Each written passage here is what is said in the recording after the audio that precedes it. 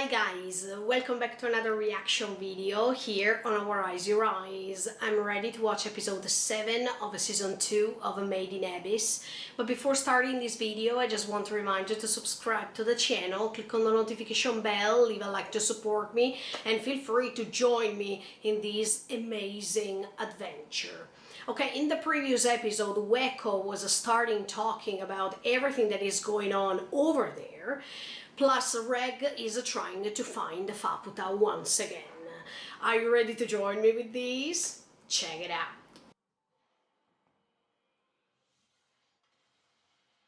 Exactly, I remember this scene.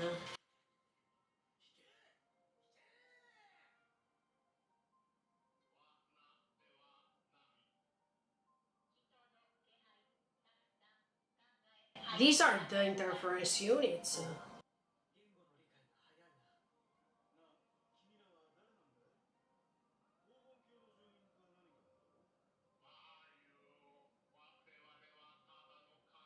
Exactly.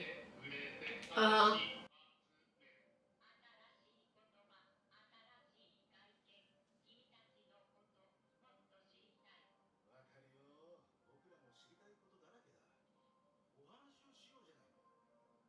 They exchange the favors, maybe.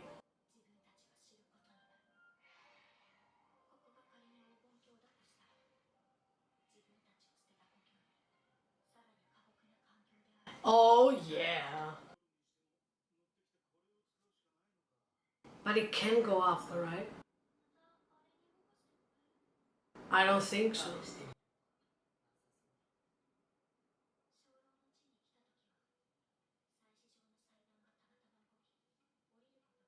Exactly, the last diver.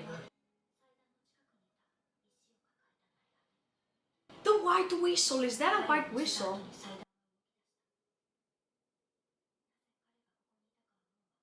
Uh, they could go back?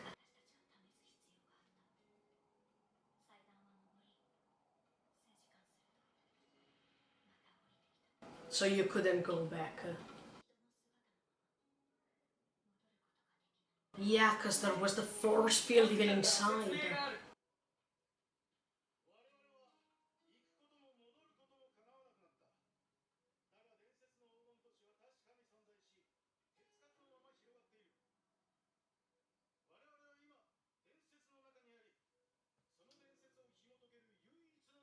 Yeah.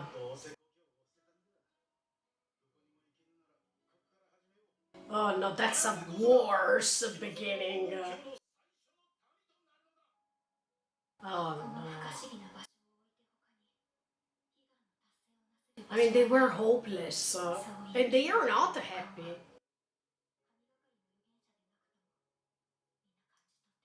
No, no, no, no, no. It's all wrong.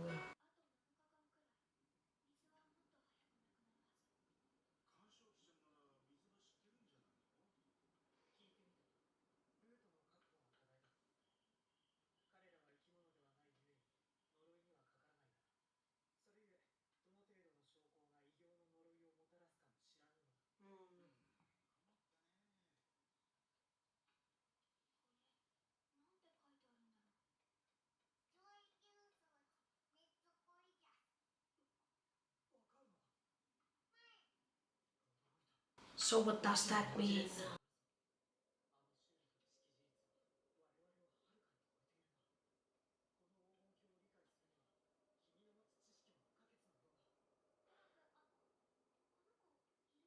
Oh, Irumyu, it's her!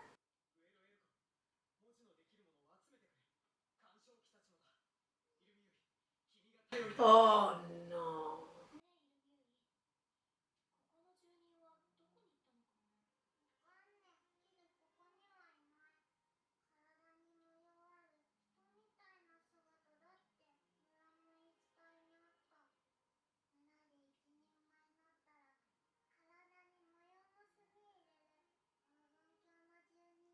In fact, imitate because she's not like Reg.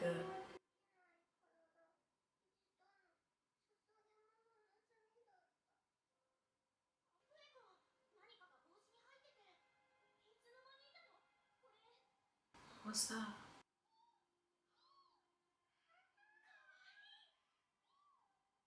It's the same animals that we found, I mean, when Rico was in the village, yeah, almost.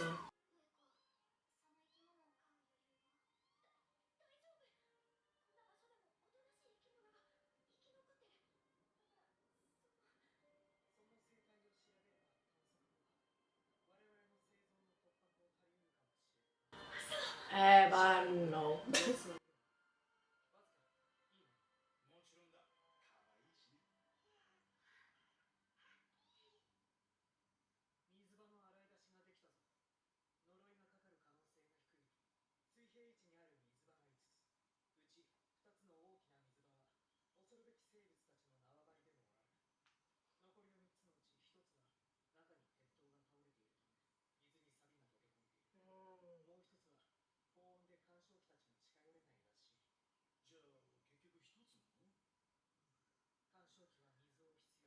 の in fact, yeah, because they don't need that. They are like a robotic, so. I mean, they just guide you till there, but then they can't verify. They don't have any way.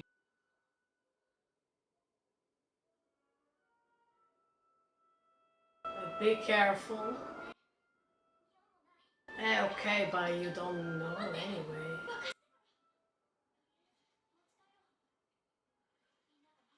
Or maybe by doing this you awake something. And okay, I was thinking that they could have awakened a creature.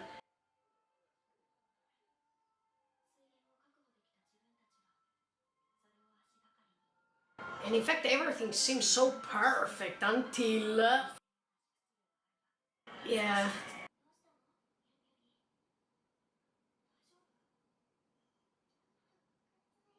She has a fever.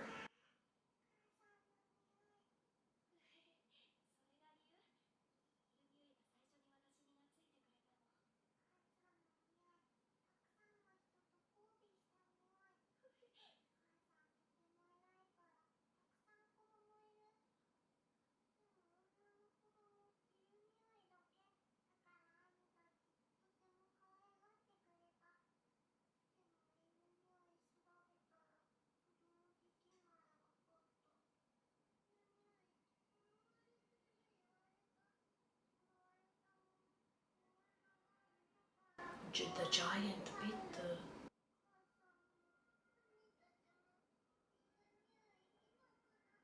Yeah, because she was left aside. Yeah.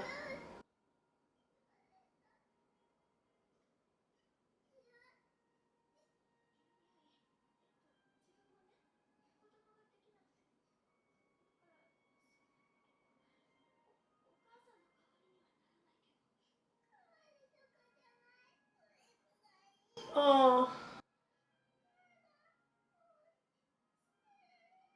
No, and then look, everything that happened later. Uh,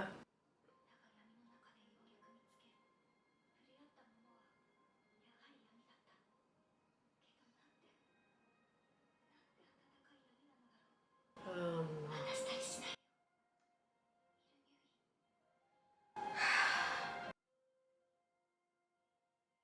see, everything was so nice until I think Bela and Vasukian wanted to create this village.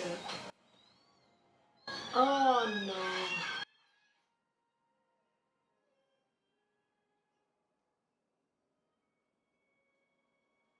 I mean, Irumyui seems to be so sensitive that everything that happened later caused her to become a beast.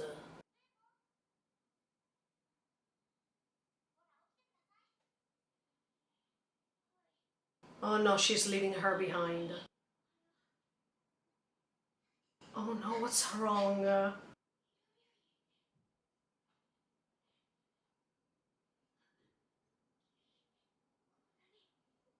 Oh, ugh.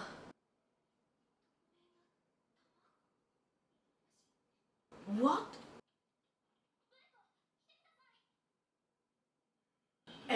That water was so bad. Maybe it was the water.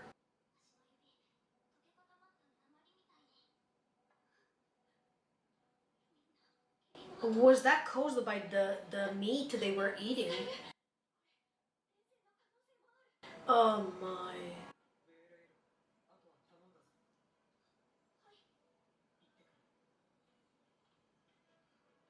Now look at, there has to be a reason that caused everything. Was that the water or the meat or? Oh no. Is it because it's passing lots of time until they are living over there? Ah,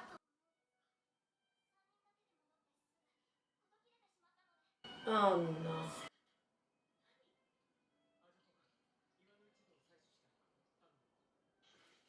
Yeah, because maybe it's the environment that are transforming. Oh, oh no, that's why. I told you that maybe while they were taking the water, maybe there was a creature, but I thought it was alive. Um,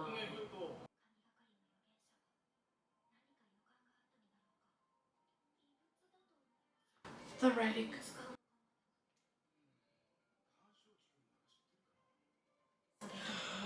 Yes!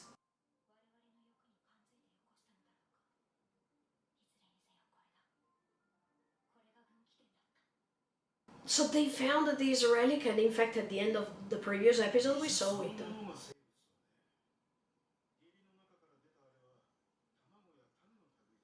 Uh,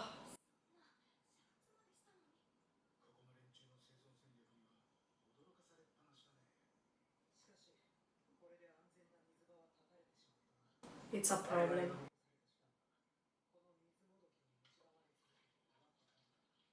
Oh no.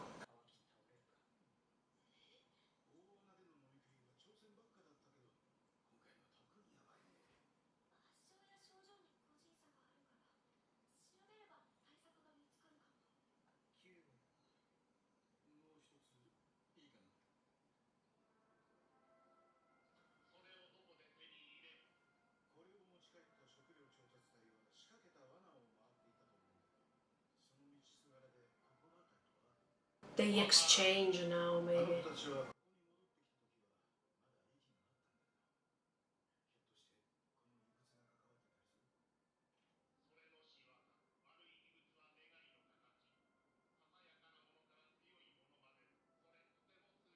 Oh,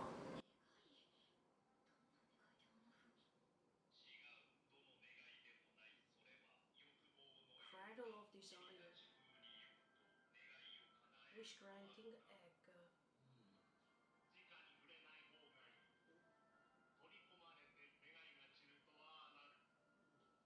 Oh,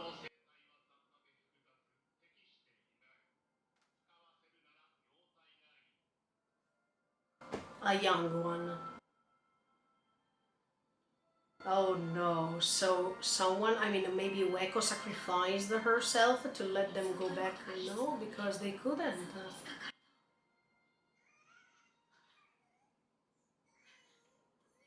Oh no.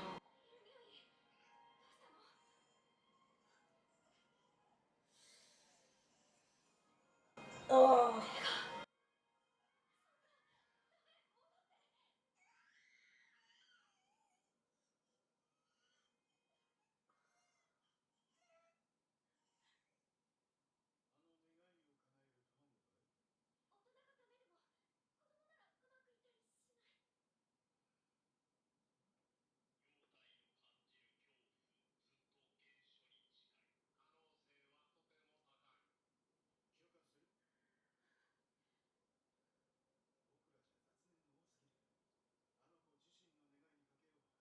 Oh no, let's see what she will wish.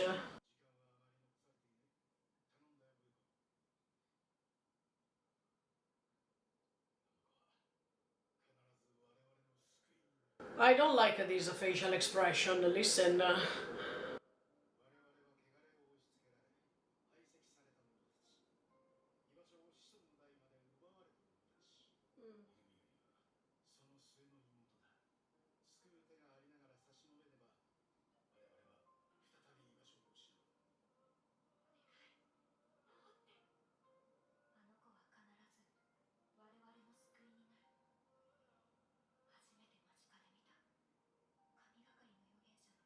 Yeah.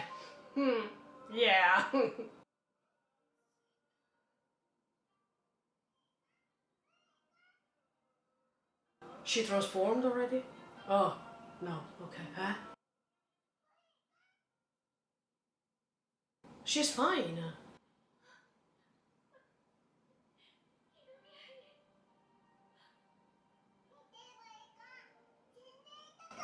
Oh, that's why now she has it inside her body.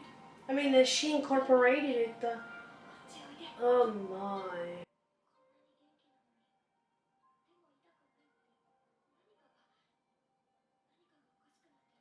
And now, in fact, that's the most important thing.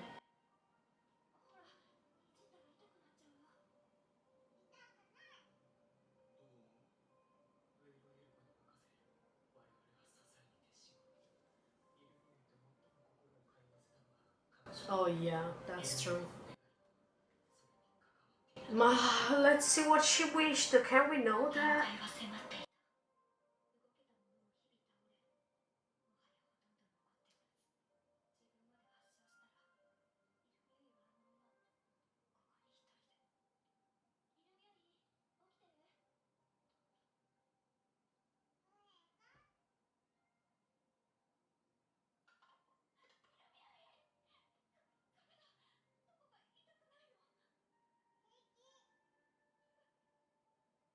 Maybe she wished she couldn't feel the pain anymore.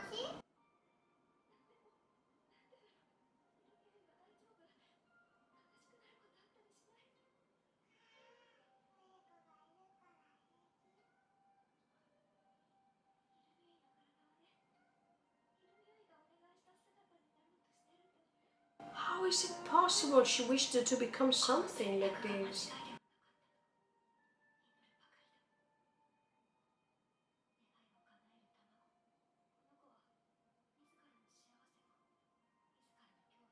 And maybe not to feel pain while she was transforming. Maybe even the fears to vanish. Here we go. Now look, I'm not ready.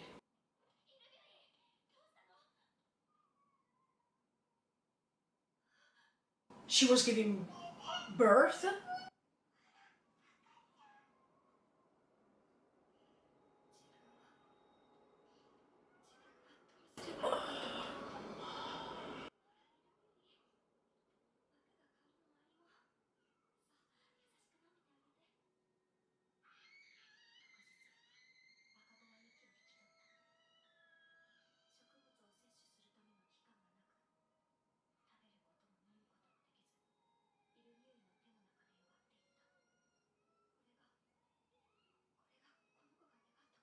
Yeah, to maybe to have kids because she couldn't have a...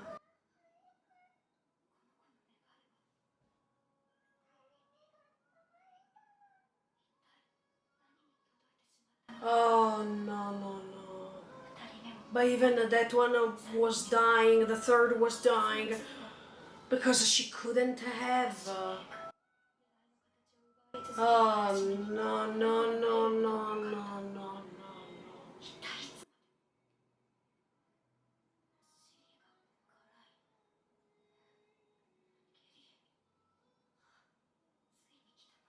Oh no, Weko, but Weko didn't transform. No,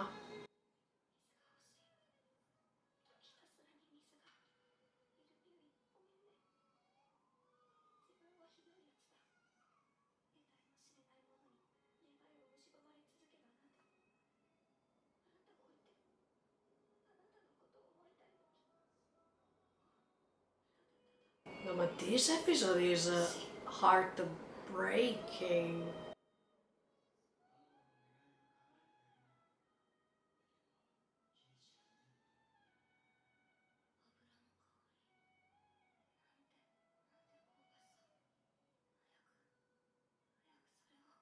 What's that?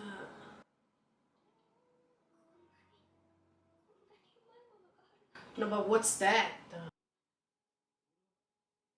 What is that? Don't tell me that it's one of the dead kids of Irumyui, right? What's that?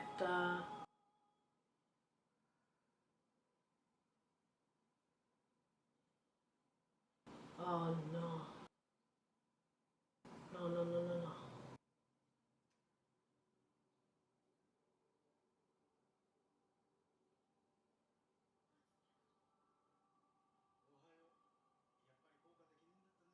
Why he wasn't affected, for example? No, what was that? No, that's why they transformed. Oh no! Here I am, guys, with the huge commentary that it's coming. I'm pretty sure that also this video will be pretty long, and I wanted to thank all of you guys who were reaching the end of each commentary in these previous weeks too. Thank you so much for the support, but as you know, Made in Abyss is becoming one of my favorite stories ever, and as much as for what happened with the Shingeki no Kyojin, I really wanted to analyze deep and deep this story, because I really like to guess what's happening, and at the same time it's quite amazing to describe everything that I can catch from the episodes. So sorry for that in advance if this video will be super long, but yeah, that's what I like to do. I like to analyze, I like to tell you my thoughts, I like to make comparisons or even connections with many other stories that I've watched so far, or connections with literature, mythology, philosophy, and everything that I can remember from my previous experiences. So stay tuned and keep on watching me. As for the other commentary, I already announced you that I made some notes. I write them down because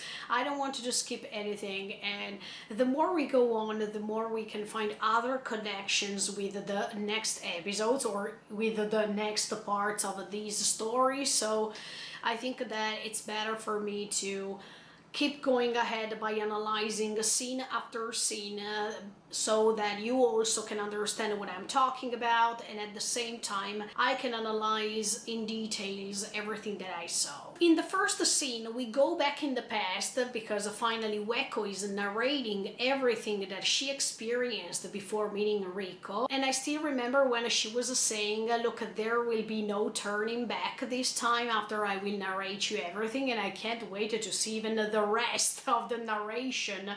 But this episode was heartbreaking, it was emotional, and it was destroying my heart. Look, even if I was not crying, as you could see from the reaction, sometimes there is no need to cry because your feelings are too stuck and are too heavy that even the tears are not coming out. So I think that many people can relate me, and write me in the comments below how you felt, if you cried, if you didn't cry, what were your emotions. I'm so curious about that, and thank you so much for all the subscribers who keep helping me finding the light because sometimes I'm misreading something, I mean I'm misreading the subtitles, some other times I'm making mistakes. So thank you so much for following me and helping me finding the light at the end of the tunnel. But anyway, in this episode, we see firstly that Belaf, Vasukian, and even Ueko, together with Irumyu, look, I'm going to talk about that too. But anyway, they are meeting these interference units. And look, as much as I was telling you in the previous episodes, yeah, these interference units are quite important. And as much as one of these interference units was saying to Reg when they were meeting 2 episodes ago, I guess, he was saying that the interference units are different for each layer, and they are so important because they were created by somebody, and at the same time they are there to protect the layer, or at least to control the area as much as they are over there, because they have to learn, they have to gain info, they have to research, they have to touch, they have to feel, everything that is connected to a discovery. So these interference units are quite important, but at the same time, even a reg is an interference unit. And even reg, when there was in the previous episode the use of Prushka as a white whistle, the first thing a reg was saying was, I could feel, I could sense, I could understand, or something like that. So as you can see, there is a great power that the white whistle is having connected to these interference units, also because a reg is an interference unit. So that's a great mystery, guys. In the previous episode we understood that this interference unit, that is reg, connected with the white whistle, can release an immense power. So what if also these other interference units can be connected to a white whistle and they can become really powerful? We don't know. But the only thing that I'm saying is that these interference units are called interference. So as much as I was saying to you in previous episodes, interference, it means that something is trying to stop some other things, or something that is creating an interference. It means that something is stopping, something is touching this other thing, or something is trying to refrain these things or these people from knowing other stuff and whatsoever. So try to remember what I'm saying now, because later I'm going to connect with this thing that I said to you right now, and maybe it can make sense. But anyway, that was really nice to see that Vasukian, Belaf, and all the others were trying to get in touch with these interference units. The interference units, they were saying that they wanted to know more about them, as much as Vasukian is saying, I wanted to know about you more too. We also wanted to know who are you, where are you coming from, and all this stuff. So at the beginning, yeah, even during the reaction, I was telling you, look, maybe there is an exchange in favors, because if you wanted to know more about me, you tell me who you are and I'm telling you who I am. So I thought that they were creating a sort of connection in knowledge, and that's why even these three sages were supposed to grant lots of knowledge from them. And in fact, these interference units, they know Vasukian's and all the others' language. So it means, from what I understood, that somebody else reached the abyss over there before Vasukian and all the others.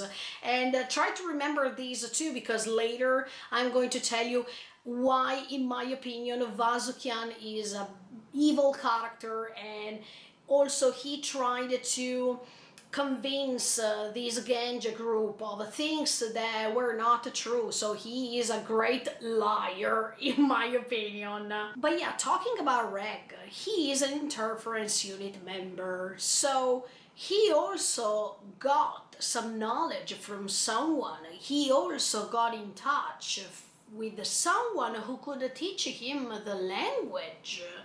And he also found a great knowledge in order to climb up the abyss once again. We know that Reg is probably the resident of the Golden City, a real resident of the Golden City, as much as Weko was saying in the previous episode, but it means that if he was living in the Golden City by being an interference unit, he also found a way to climb up the abyss once again. So that's why I'm saying that Reg is so mysterious, because he definitely needs to know how to climb up the abyss, but he doesn't remember. Of course, these data was removed, or at least he doesn't remember still. So I can't wait that he's meeting with Faputa, so he will maybe remember some things that he lost from his mind. I really hope that too. Did he learn the language from Liza, for example? Because we know, thanks to that flashback, that he was interacting with Liza and he was understanding her. So what if Liza was the one who was instructing Reg with the language? bridge with some other knowledge, and by being him an interference unit, he could learn from her who was coming from the surface. This could be possible too. But anyway, we see that these three interference units were helping Belaf and all the others to try to survive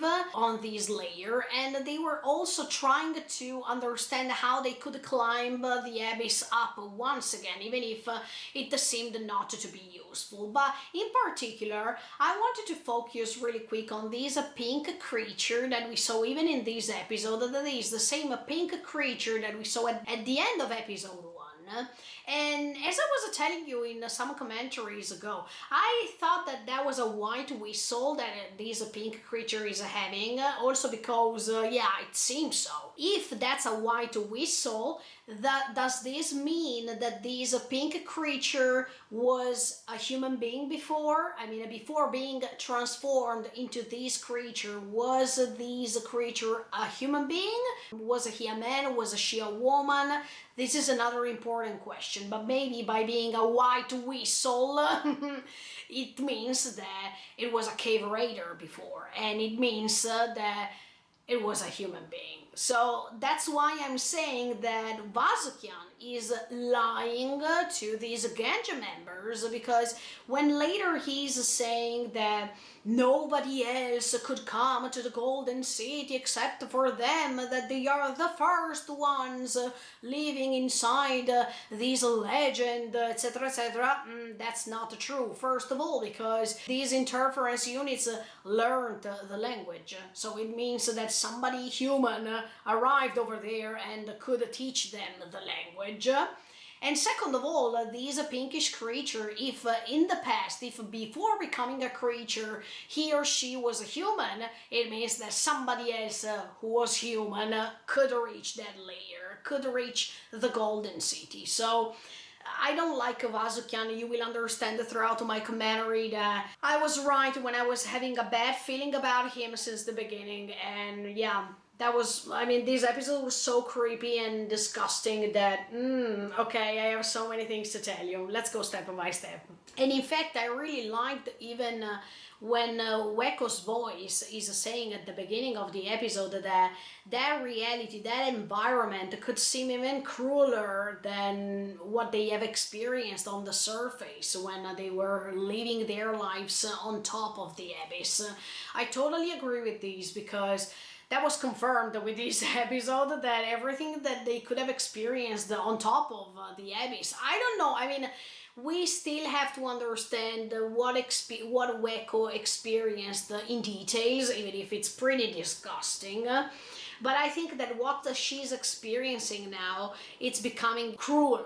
I mean, it's becoming even worse.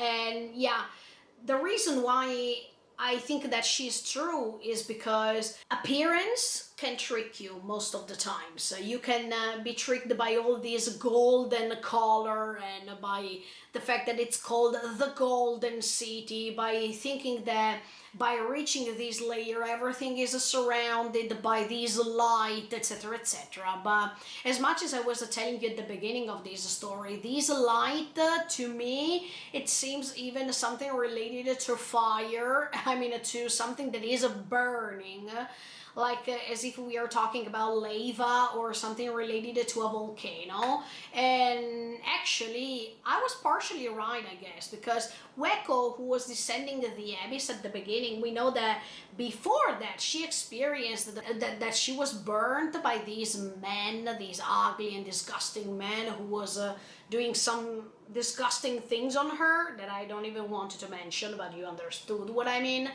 And this fire that she was experiencing at that time, it's just changing the way it is with these beautiful golden light, etc., etc. But even this light that it's found deep inside the abyss can hide something really terrible, something disgusting, something disturbing, and we could see it through these episodes. So everything that she's saying while narrating is totally right. I totally agree with her, and I think that the pain is still not over. I mean, I think that we are just facing the beginning of the most disgusting things that are coming later. So fingers crossed that we can handle all this pain. So even this theme of the illusion and this illusion, when they were approaching this layer at the beginning, they were all following Vasukian's words because they were following the golden city. They were finding this area, untouched area that was supposed to be discovered by them, so they could have felt important too. Everything was having this golden light, so they were believing Vasukian because the legend was talking about this golden city, and when they were approaching it, they were saying, oh, Vasukian is right, it's gold. I mean, it seems so, but that was just a mere illusion, that they could find something brilliant, that they could find something stunning, something that they have never experienced before. Yes, it's true, but on the contrary side, I mean, in the worst way. But something that could be like a promised land. Do you understand what I mean? So everyone was so enthusiastic to descending the abyss and to try to find the answers connected to this legend. So Vasukian was promising them all these things. But later they could see even the disillusion, they could see even the other side of the coin, in which you see the desperation, the suffering, the transformation, the loss of humanity. I mean, all these things that they would have never imagined. So I think that, yeah, this contrast between illusion and disillusion is quite evident in this episode. And I really like this theme because it was explored so many times in all literatures. I mean, we can talk about Italian literature, we can talk about English literature, German literature, French literature. I mean, we can talk about all types of literature, and you can definitely find these theme in common, because at a certain point, some centuries ago, many people were reaching the point in which they were discussing about the illusion of what we see versus the reality of the things we see. And that's so great, because there is this theme that is connected also with another great theme, that is innocence versus experience. And we find this theme even in Made in Abyss, even in this episode, because you understand how innocent people can believe everything they are told until they take this veil of Maya away. And I can quotate Schopenhauer, a great philosopher, who was talking about this. Yeah, I was talking about literature, but even philosophers, they were discussing a lot about this illusion of what we see versus the real truth of the things we see. But yeah, once these people were taking away this veil of Maya, they could recognize what's experienced. That means how you want to face reality for real. And in fact, that's what happened to all of them, because at the beginning everything seemed to be so perfect, but at the end of the day things were getting worse until they reached a point of no return. And in fact, this layer is also called the layer of the people of the unreturned, or something like that, but it refers to this. You cannot go back to what you were before, not just physically speaking, but even emotionally speaking, even spiritually speaking. You are not the same after you experienced something like this. And this is true, because you have dream versus reality, you have illusion versus disillusion, you have innocence versus experience.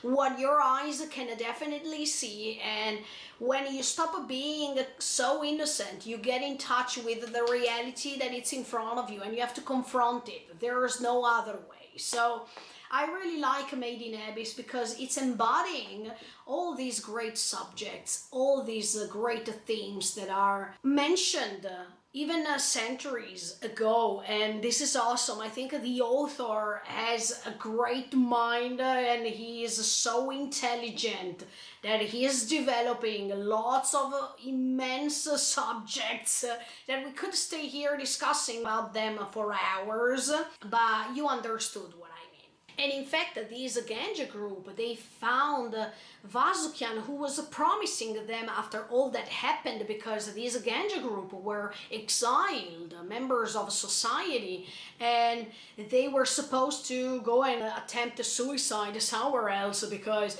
they were not accepted by society they were living. So the only thing that they could think is that, okay, let's find this adventure, let's find this thing that can give us a hope. It can make us live once again, to feel alive, to feel as if we still have even a 1% of goal that we couldn't reach anymore. So I understand these people who wanted to follow Vasukian, because it's like when you are part of a cult, for example, and they are promising things that of course they can't give you, but they are very well known as orators because they know how to talk, they know how to tell you things, they know how to brainwash you, they know how to take care of all the words they are using in order to corrupt you, in order to trap you. So that's what was happening here. I mean, I feel as if Vasukian was it was said that he was a sort of a prophet, but let's say that he was a great orator and he could have had the chance to recruit the people based on their weaknesses, mental weaknesses, or okay, I don't think physical weaknesses, but let's say that he was playing a great role by recruiting them because of their condition in society. And yeah, that was really nice to see how unfortunately people can be corrupted so easily, people can be tricked, can be mentally brainwashed, especially when they are weak, especially when they feel hopeless. And that's what happened here. So I really liked to see even this side of the background story, because from now on we will understand lots of stuff, lots of missing stuff that are quite essential. And let me tell you something hilarious. When Weko is saying that it was not compared to the life they had before, I mean, that this environment was even crueler than what they experienced before, yeah, at a certain point, don't tell me that they were even regretting that bad life that they were having on top of the abyss. I mean, even before descending the abyss, because this would be crazy. I mean, can you imagine if you have a bad life and you decided to descend the abyss for something even better? I mean, you hope that you are going to discover something that other people couldn't, and you feel more important, you feel that you still have a hope to restart a new life. You think that then you will be able to climb up the abyss and spread what you discovered, etc., etc. But then when you reach the bottom of the abyss, you are cursed, you are destroyed, you are mentally unstable, you are transformed, you lose your humanity, etc., etc. That at that time you could think, oh no, what I was experiencing at the top of the abyss was even better than what I am experiencing now. And somehow this makes you understand that some people should remind this to themselves, that even if we feel bad, or even if we feel that we are living a bad condition in our life, we also need to remember that there are people who are experiencing worse stuff. That we are not the only one who are experiencing pain, suffering, and whatsoever. There are people who are even experiencing worse than us. And this is a clear example. And that's why I'm saying that even the lighter spot, the lighter place can hide some darkness. And in fact, this was a very nice way to represent these. I mean, this light that can promise them something, or that can illuminate their eyes until they discover the other side. And all this light can't be seen anymore, can't be perceived anymore, because all they can see is darkness. All they can see is that being stuck inside a tunnel with a dead end exit. I mean, it means that there is no way to go out from it. One thing that made me curious is that when they are trying to climb up the abyss by using the same crystal ball, I mean, it's a ball that was used even by Rico, Reg, and Nanachi for the last dive. This pink creature was used for that. I mean, they were trying to restart this ball so they could climb it up, and they could go back to the layer of a Bondorudo. I call it like this so you can understand what I mean. But it was not possible, first of all. And the curious thing, it was that they were putting this pink creature in the middle of this bowl, so it seemed that it could start. But why is that? I mean, I don't understand why this pink creature was able to start this ball, this machine to climb it up once again.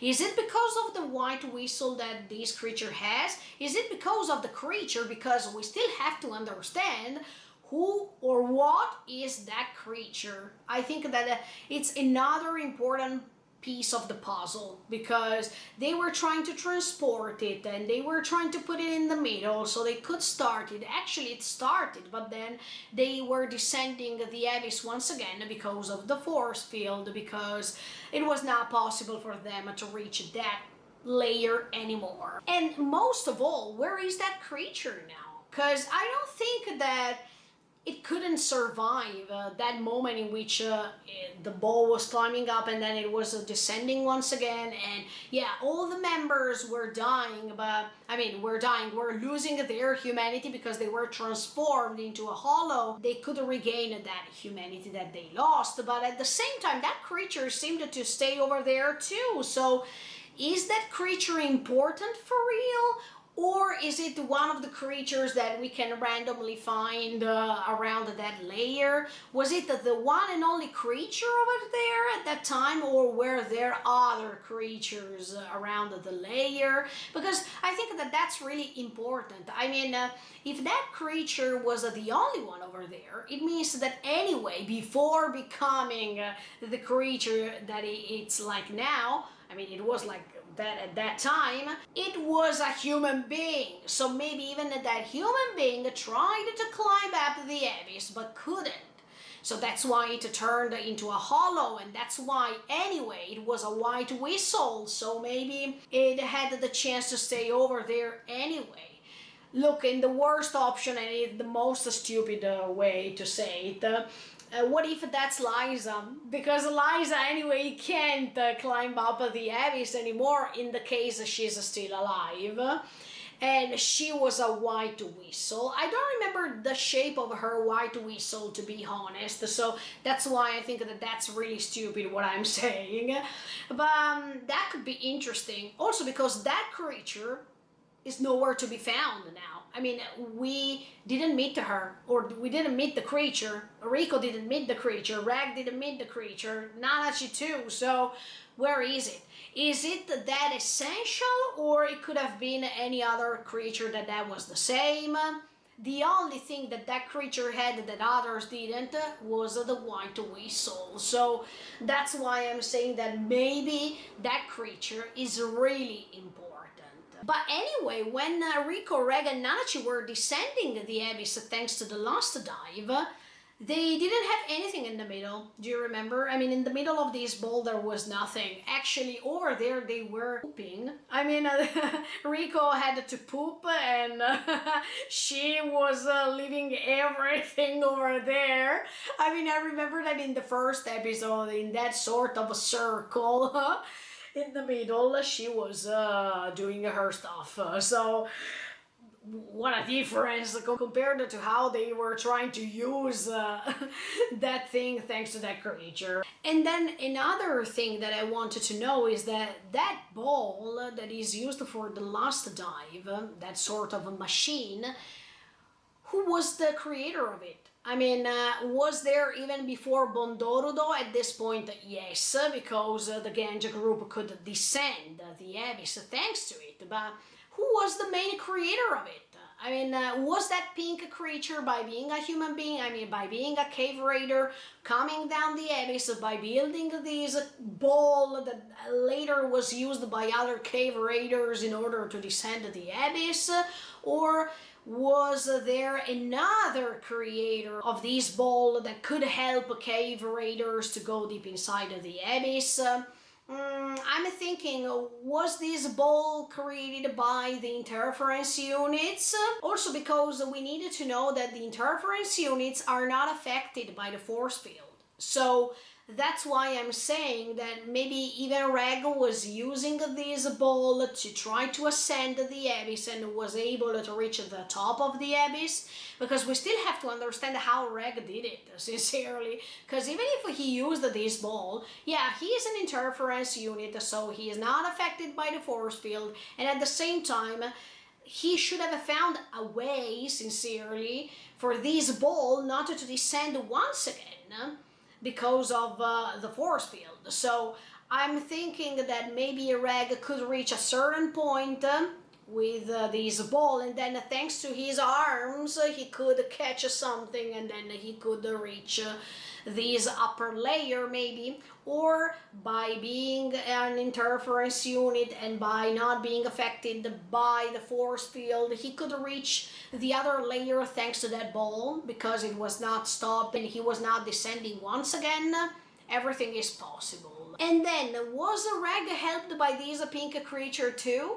I mean, we know that Reg comes from that place, because Weko says that in her opinion he is a resident of the Golden City. So, was he meaning this pink creature too, or not? And when Reg can recollect his memories, we will understand what he forgot. Did he forget about this pink creature too? Does he know the identity of this pink creature? Or Reg developed another way to climb up the abyss, but of course he doesn't remember. So I think that if he can remember, that would be so useful for everyone, because even in the case of Riko, Nanachi, Mitty, but even Mania, I mean Prushka, okay? But if they wanted to ascend the abyss once again, and maybe with that ball it's not possible because of the force field, what if actually they can try to find this other way thanks to Reg and his memories recollected? Sincerely, I didn't like the moment in which Vasukian was announcing them. Look guys, there is no turning back, we have to stay here forever. Yeah, I mean, no F way. I didn't like that moment, because you could see even from these other people's face that they were not happy at all. And even if they were promised with thanks to these beautiful words that this prophet was using while describing the situation, their faces were like, uh-oh, now we are going to die here. Now there's no escape. There's no way to go back home or go back on top of the abyss. There's no way to survive. So as you can see, even if Vasukian was using those words as if, oh look, we are not at the end of our lives, I mean, we are not desperate at all, we are these great people who could live within the legend. I mean, that was just a nice and fine way to say, okay guys, there is no other solution, there is no turning back, we have to die here, or we have to be desperate here.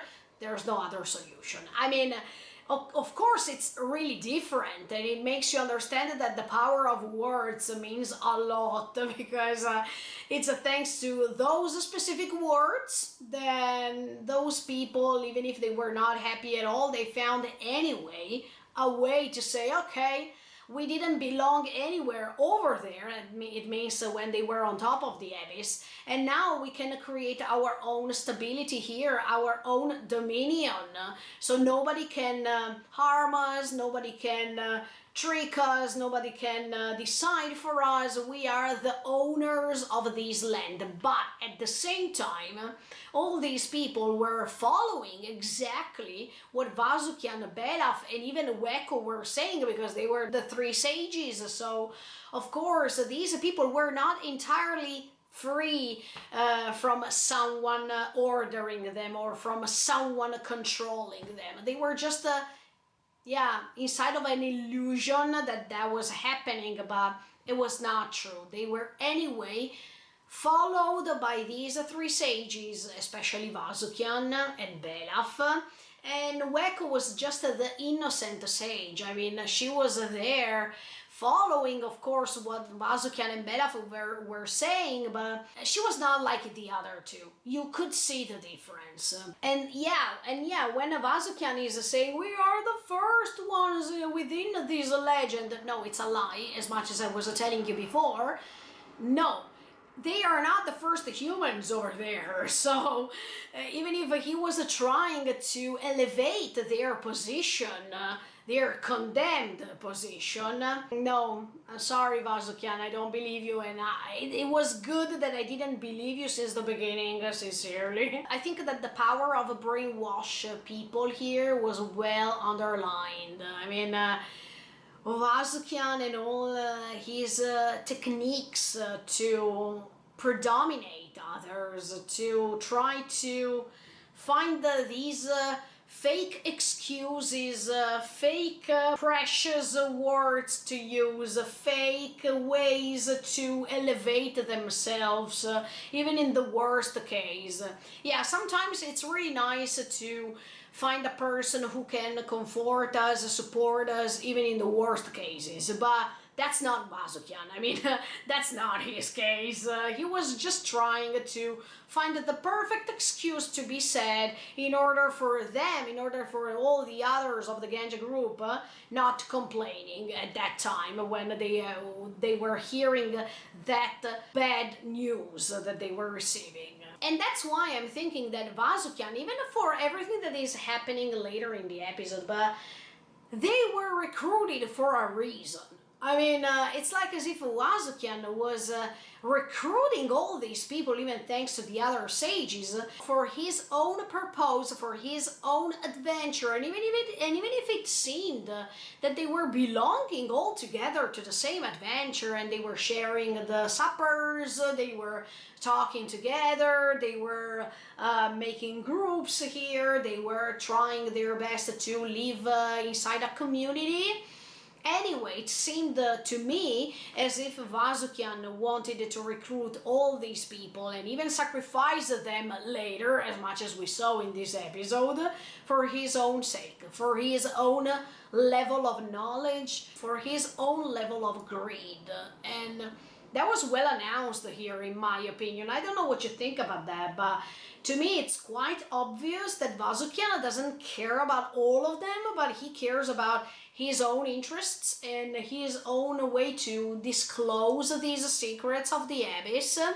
And if there's the chance even to sacrifice somebody, oh, who cares? Let's do that, because anyway, it's something that has to be done. This character is pretty evil, and somehow is even more evil than Bondorudo. I felt that. I mean, I didn't like him since the beginning, and I quite dislike him, even and especially now. Going back talking about these people of the Ganja group, I feel so sad for them, because even if they were put aside by society and they were exiled, at the same time, it's like as if from the moment they were exiled, they lost their identity. They lost their way to be human, because other human beings were exiling them, were putting them aside from society, and they were supposed to commit suicide, let's say.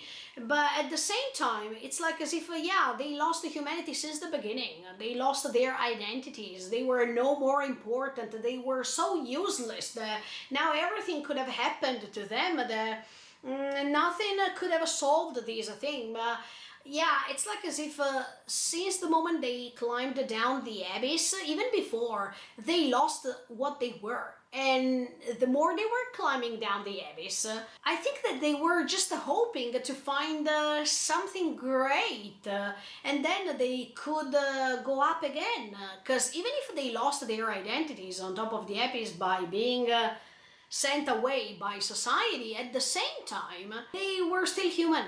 But now, descending the abyss, they also lost their humanity. So it's like as if they were losing their identities twice. And it's something crazy, something incredible. Try to imagine. It's like as if when you go down the street, people are not seeing you anymore because you are transparent. And then you were sent away somewhere else and you go deep down inside these abbeys trying to find answers, trying to find these golden city, these answers for these legends, etc., etc.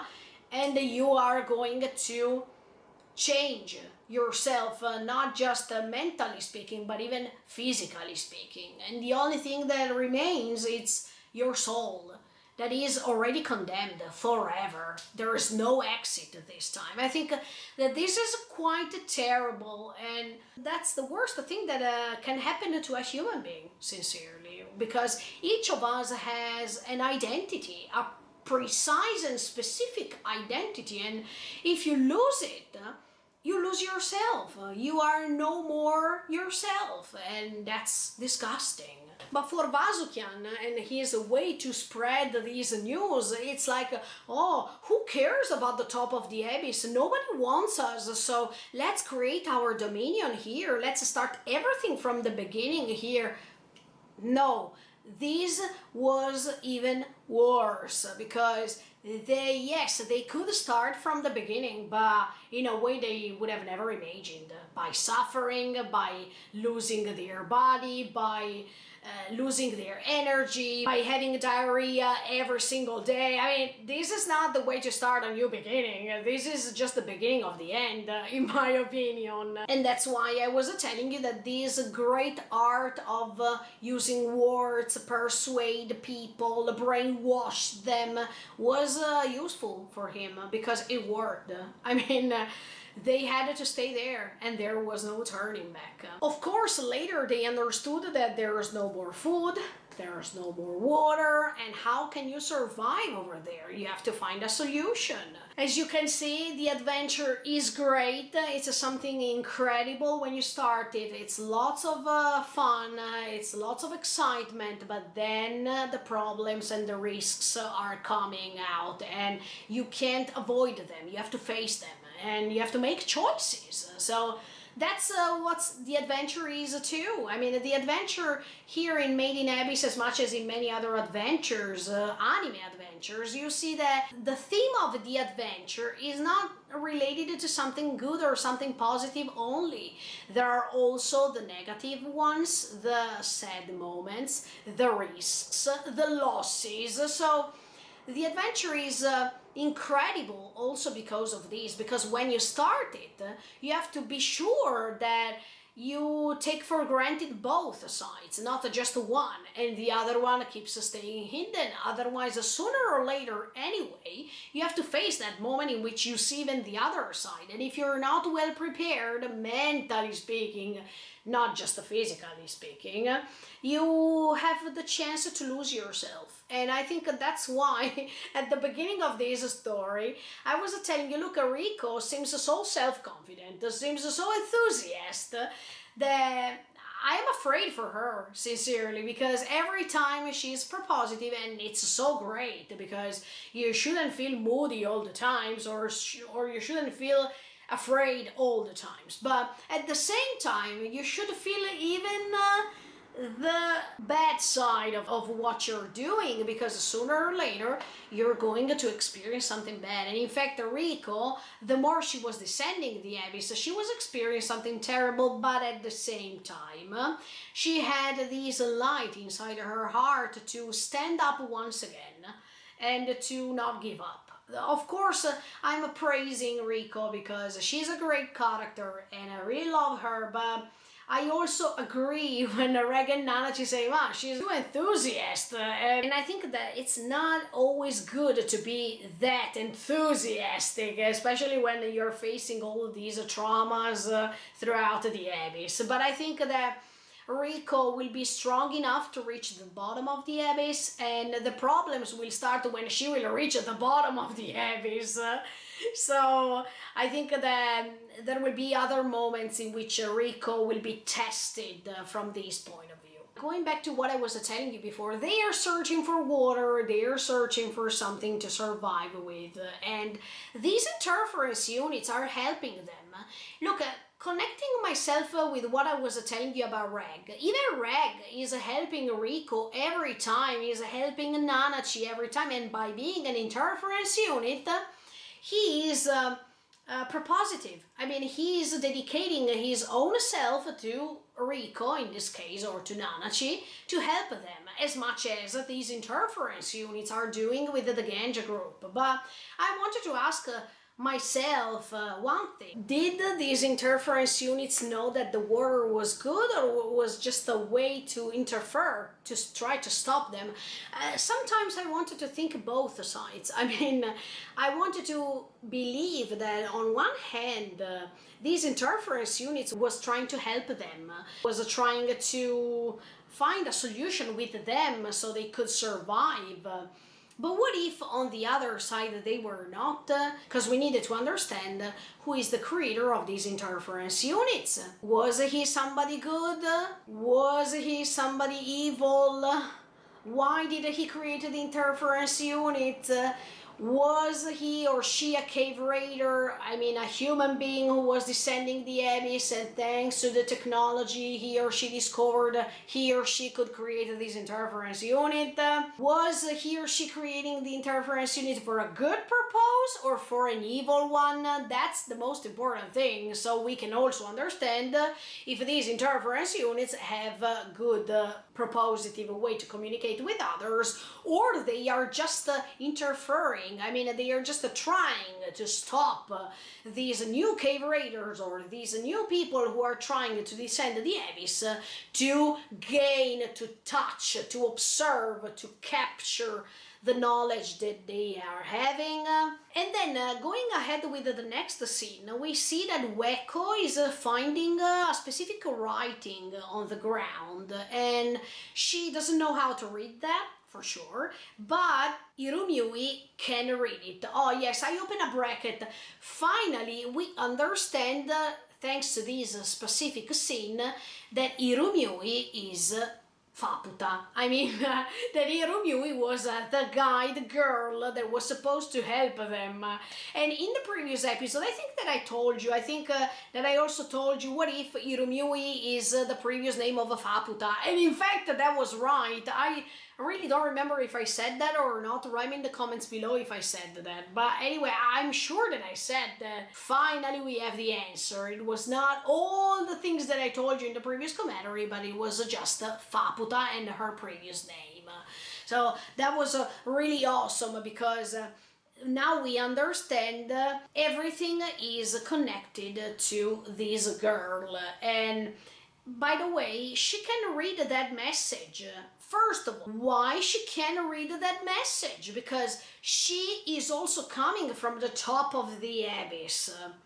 And she is descending with them. She is belonging to this village that doesn't want to have anything to do with her anymore, because she can't have kids, and she was put aside. She was said that she was cursed, that she had to reach the bottom of the abyss. I mean, she had to, by being cursed, she has to go back to the main curse, that is the abyss.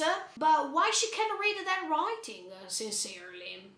That's really nice and interesting, because does this mean that that person who was writing that message was one of the natives that we saw at the beginning? In the first episode, we see that there are some natives who can speak that same language, like the old native that we saw. He was looking at the compass of Weko and he was saying, oh, that's a precious thing or something.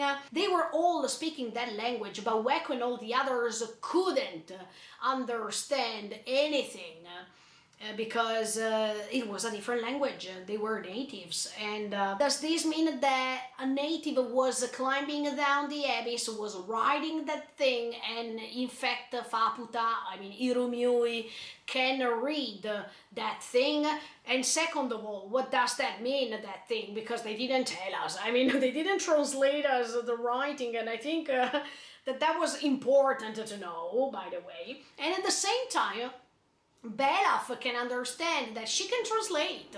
So that's really essential, because she's knowing many things that they can't know, and by using her, she can be so useful, and at the same time they can get in touch with more knowledge of the place they are living in. So I think that Irumyuui was condemned since the beginning. I mean, she's one of the real victims, not of the Abyss, but of humanity in general, because especially in this episode, you see how much she was used throughout this adventure, and that's abominous. Look, sometimes I couldn't even check the episode. I mean, I was moving my head, because when things are getting too disturbing and it's involving kids, I can't handle it. Once again, as much as for what happened with Prushka or Mitty, I felt disgusted, but okay. Somehow, this reminds me even of Rico, because Rico was trying to get in touch with the language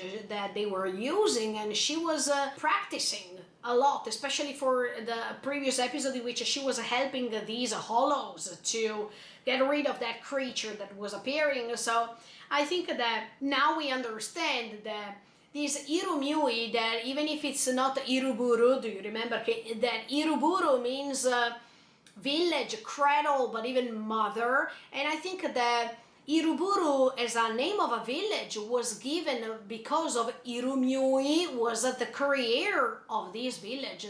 I mean, the three sages were creating this village, not Ueko, even that one that was supposed to replace her, but Iruburu, maybe Buru, it means city, right? And Iru from Irumyuui, because it's thanks to her that this village was created. Do you understand what I mean? I like languages. So sometimes it's easy to find the root of a word that is connected with the rest of the word that can mean something else. It can be a noun, it can be an adjective or whatsoever, but everything is connected with the root of it, with the source of this word. And that's why I was making this connection somehow.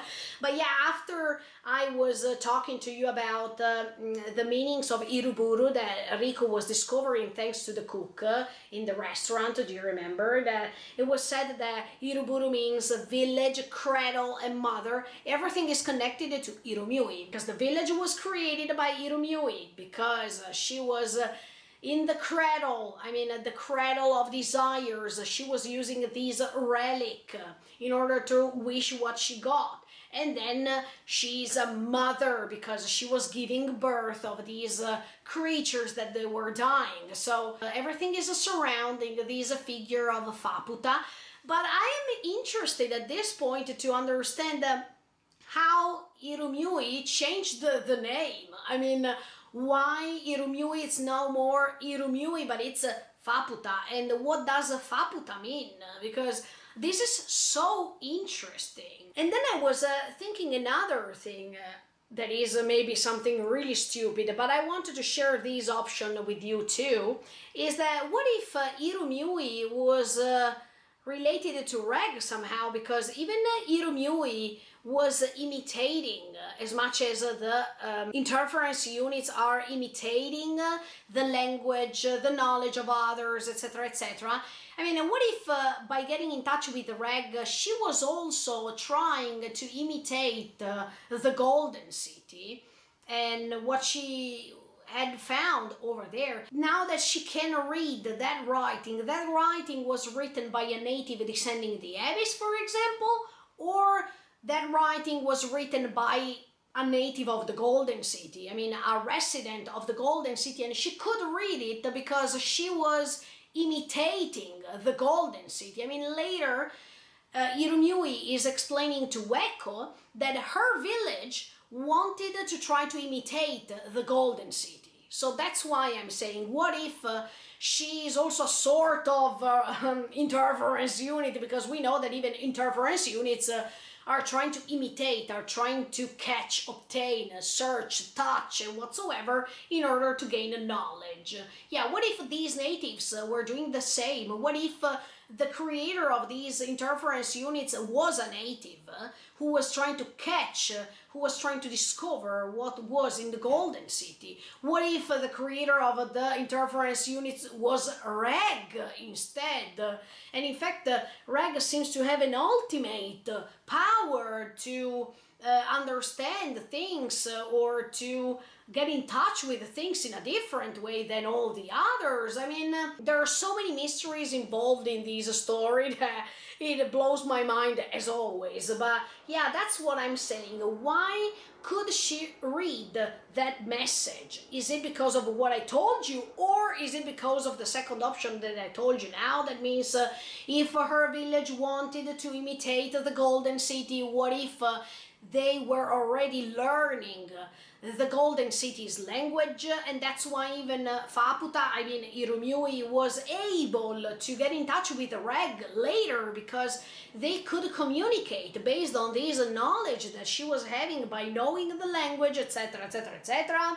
We still have to understand the moment in which she is getting in touch with the Reg and why she is getting in touch with the Reg, for what reason they are creating a special bond, and why she didn't want to leave Reg.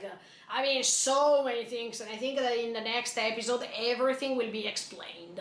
But in the meantime, let's just guessing as always. Another thing that Irumyuui is saying to Weko as soon as she's starting understanding Weko's language is that the residents of the Golden City disappeared. I mean, they couldn't be found over there. We needed to understand how, we needed to understand why, we needed to understand when, because it's all important. I mean, how did they disappear? Did they die? Were they removed? Did they change place? Did they change the layer? Was there an accident that was causing the disappearance of them?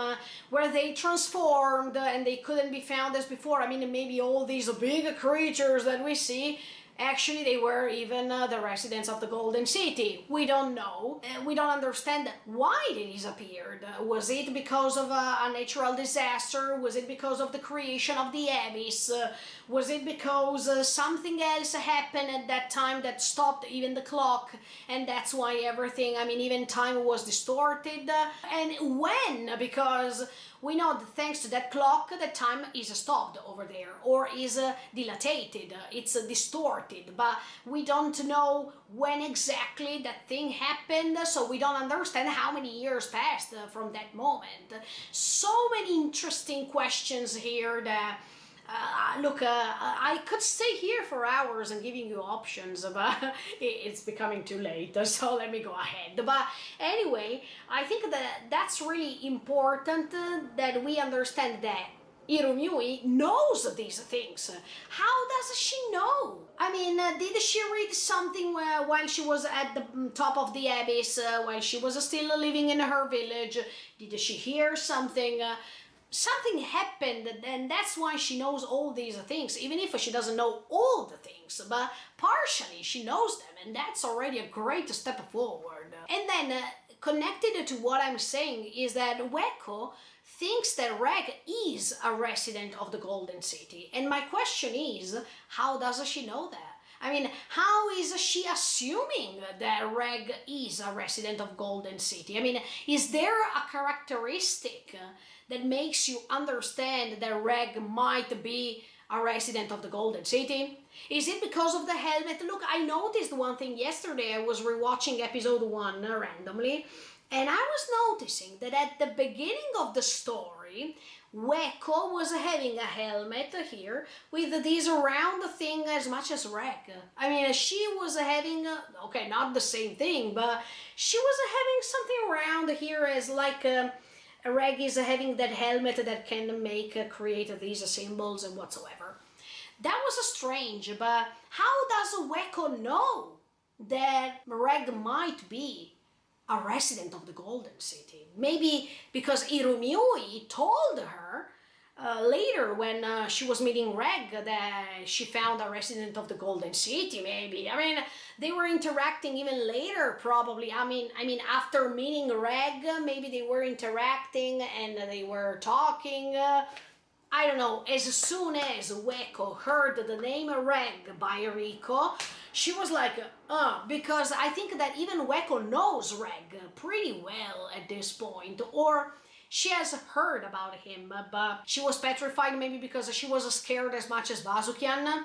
Probably. I mean, we don't know, but it seems as if Reg is quite strong and everyone is scared of him. So that's already a great info that we have. What if this golden city disappeared because of people like Vasukian? I mean, I would not be so surprised, to be honest, because if before this Genja group arrived, there were other people who were trying to destroy the Golden City, who were causing a huge damage, etc., that made Reg become so scary. And maybe even the fact that Reg could have become so angry like that, that anger could cause him the loss of memory? Maybe, but I still don't understand this connection. I mean, the connection between Irumyuui and Reg, and the fact that Vasukian, by looking at Reg, felt scared. Another thing that I'm really interested in is how was the Golden City before everything happened? I mean, I hope that when Reg will recollect his memory, they are going to show us the Golden City before being attacked or before being destroyed. I don't know, but I really want to see how it was and who were the people living there and how they could live there, sincerely. Who was the one who enabled them to live over there? Was it the creator of the Abyss or was it somebody else? That's so mysterious. Please, creator of Made in Abyss, give us all these answers. Irumyuui is saying at a certain point that the way in which the residents of the Golden City disappeared or were removed, it's like the same thing that is happening in her village when they are putting these patterns of ink, I mean these tattoos, that are indicating that some people have to be abandoned, I mean I have to put aside, and she was referring this because in her village when people reach a certain age, maybe they have to be removed by there or they have to go into another place that we don't know. But does this mean that these residents of the Golden City were removed from there because they were reaching a certain age already? Is it because of age or because of something else? Is it because of destiny that they disappeared or somebody else intervened in order for them to disappear? Somebody probably wanted to destroy them. So that's why the reason why they can't be found right now. And that's why maybe Reg is the only survivor of these Golden City's residents.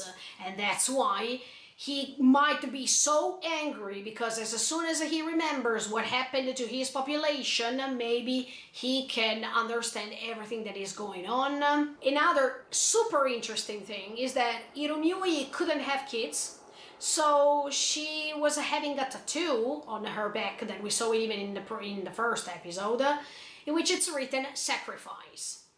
And this means quite a lot, guys, because throughout the episode, she was definitely being sacrificed by others. It's like as if this curse that she was having of not having kids is automatically reversed once again when she is sacrificed, as if she is cursed once again in order to save others. So that was really amazing to see the contrast. I mean, the fact that she's cursed and she has to reach the main curse, that is the Abyss, this giant pit, as she is calling it. And it's like as if by being cursed, she's part of this curse. She's belonging to the curse itself. And the only way of being cursed in the curse is to being cursed once again by being sacrificed. I mean, all these thing is scary. But at this point, I'm thinking by having this tattoo on her back, that means sacrifice. What if it was already projected while she was joining the group of the Genja members to become a sacrifice later? I mean, I don't remember right now if Belaf could read it. I think so. Somebody could read it over there in the Genja member, the meaning of it. But was that Vasukian? I don't remember. I think that I will go and check it out once again. Because I think that somebody could read that. But I don't think that it was written as sacrifice in the first episode. I mean, maybe somebody was misreading it, or were they misreading it on purpose, without revealing what's her real purpose in the story. It's like as if, yeah, the natives were giving this girl, or she was sent there together with the Ganja members inside the abyss, because they were knowing that she could have been useful for them at a certain point and she could have been sacrificed. In the case of Vasukian noticed that tattoo and remembered that it was written sacrifice. What if, yeah, when he was saying to her, okay, you can join us, you can be our guide, etc., etc., what if he already planned in his mind that he was about to use her later when they needed to put her in that condition? Maybe Vasukian didn't know that they could have reached that level. But no matter the layer, no matter the level they were reaching, what if anyway Vasukian was quite confident with himself by knowing that he could have had this trump card that was really useful later for him, and he knew that he could have sacrificed her for the sake of others. But we still have to understand what was the relation between Reg and Irumyuui, because I think that that would be so important to understand how the story can go on based on the relation they had. Was Reg one of the brothers of Irumyuui? And that's why probably he refused to stay with her, but now that he could know what happened to his sister, he is going to rebel and he is going to become a beast. I mean, everything can be possible. The only thing we know is that Faputa, when was leaving Reg somehow, she was leaving Reg with already being transformed somehow. So it was not like what we saw in this episode. She was not in this form. She was in the other one already. And that's why I'm saying, is Reg someone related to her family? Or was he already just a friend or just the boyfriend? I don't know, sincerely. It could be one of her brothers at this point, because we know that she was taken care by her brothers and they really cared about her until the moment in which they discovered that she couldn't have kids. So what if Reg, at the end of the day, is Faputa's brother? One thing that I noticed that then makes sense with the rest of the episode is that when Irumyuui and Weko are talking, and Irumyuui of course is spilling out the truth about her past, about what happened to her and whatsoever, we understand that Belaf is always behind the corner to try to listen to what they're saying, to try to understand Irumyuui more, and to try to understand even the relationship that they are starting together. I mean, Weko and Irumyuui, they are creating a special bond, so was that the purpose of Belaf and Vasukian, to put them together, to let them spend the time together, etc., for what was coming later? It could be possible, but later I'm going to tell you other stuff regarding Belaf and Vasukian, so stay tuned and keep on watching me. Also because I think that when Belaf was hearing all this story about Irumyuui, about the fact that she was always being sad because she couldn't have kids, and she kept repeating these things over and over again, that her desire was to have kids, etc., etc., etc. I think that Belaf, once hearing this, he was referring everything to Vasukian, and that's why Vasukian didn't need to be there, sincerely, because of course there was always Belaf over there trying to steal some info, some important things that they could need in order to go ahead with their project. And then later, while they keep surviving somehow in that layer, they are finding this animal that we could see even with Rico. I mean, while Rico was inside the village, she could find these tiny and cute animals that she was even cuddling, and I thought that they were like mania somehow, but they are a little bit different. And I think that Weko, by seeing that, not only she thought about her background story because she remembered that dog that she was having. I think that that was a dog, but anyway, the animal that she was taking care of. And we see, thanks to that flashback, that Weko still remembers how bad it was treated and how hard it was for Weko to see all those scenes in which that animal was hit or anyway harmed.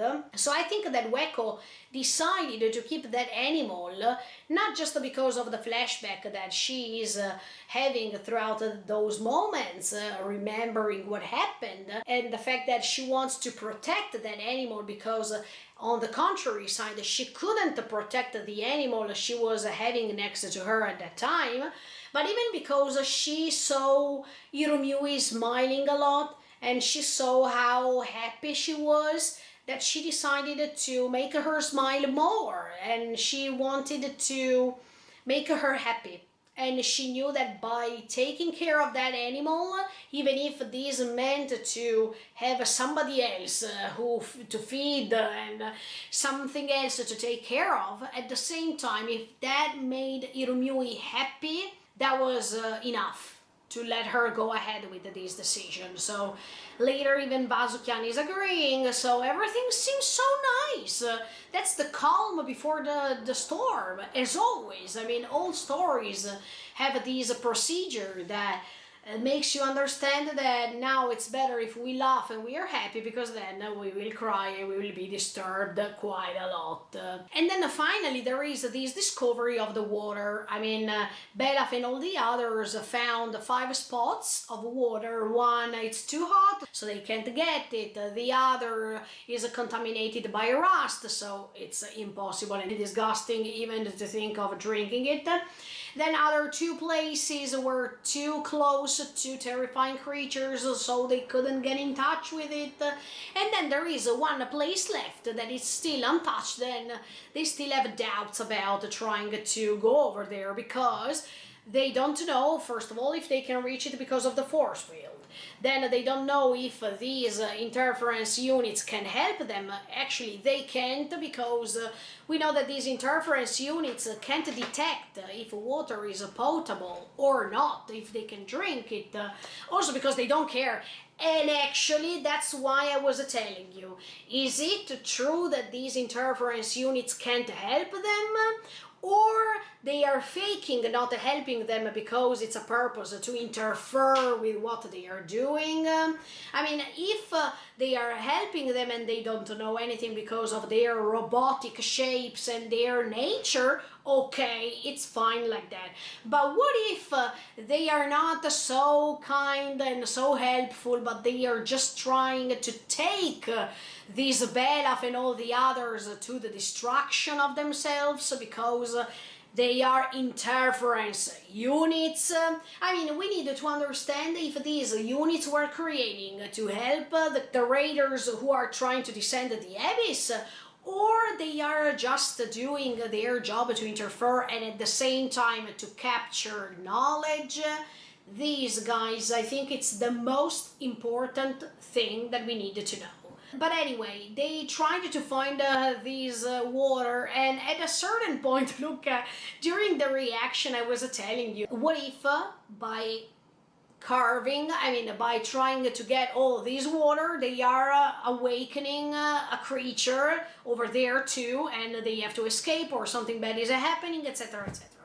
Indirectly, it was partially true. I mean, even if it was not a living creature, but the creature that was living over there, that was melting and solidificate, created a mess on them because that water was not pure, that water was contaminated. In these previous episodes, or in the previous season, in the previous movie, we know that Riko, Reg, and Nanachi, they were always eating together. They were always trying to survive together by eating, by drinking, and whatsoever. And at a certain point, we understand that in this layer, it's really hard to survive because we can't find the water. We can't find the proper food maybe to eat. So it's no more like before, even if when Riko, Reg, and Nanachi arrive at this village and they are trying to experience even the market and whatsoever, Rico, when she's reaching the restaurant, she's eating. She is not having any problem, except for the moment in which they are reaching that hotel that that they were requesting food, and after they were eating, Rico was feeling so sick. Do you remember? But after the restaurant, after the cook was cooking her something at the restaurant, Rico didn't have any counter effect, sincerely. But I'm asking myself, what water was used over there? I mean, was that water used even with Rico, or it was another kind of water that they found later? And I think that all these makes you understand the risks of the adventure, as much as I was telling you before, because the adventure can be so incredible, lots of discovery can come out, but at the same time there is the risk that you can die, that you can transform yourself, that you can change in a way that you have never expected. So even in this case, I think that that's the way in which the adventure is marvelous, because everything is a mystery. You don't know what's going to happen to you until the end of it. And that's the greatness of A Made in Abyss. I think that this story is great also because of this. And now I open a bracket by hearing the title of this anime, Made in Abyss. Wow, so it means that the creator of this abyss was the creator also of the creatures living in the abyss. They were made in abyss, made inside the abyss.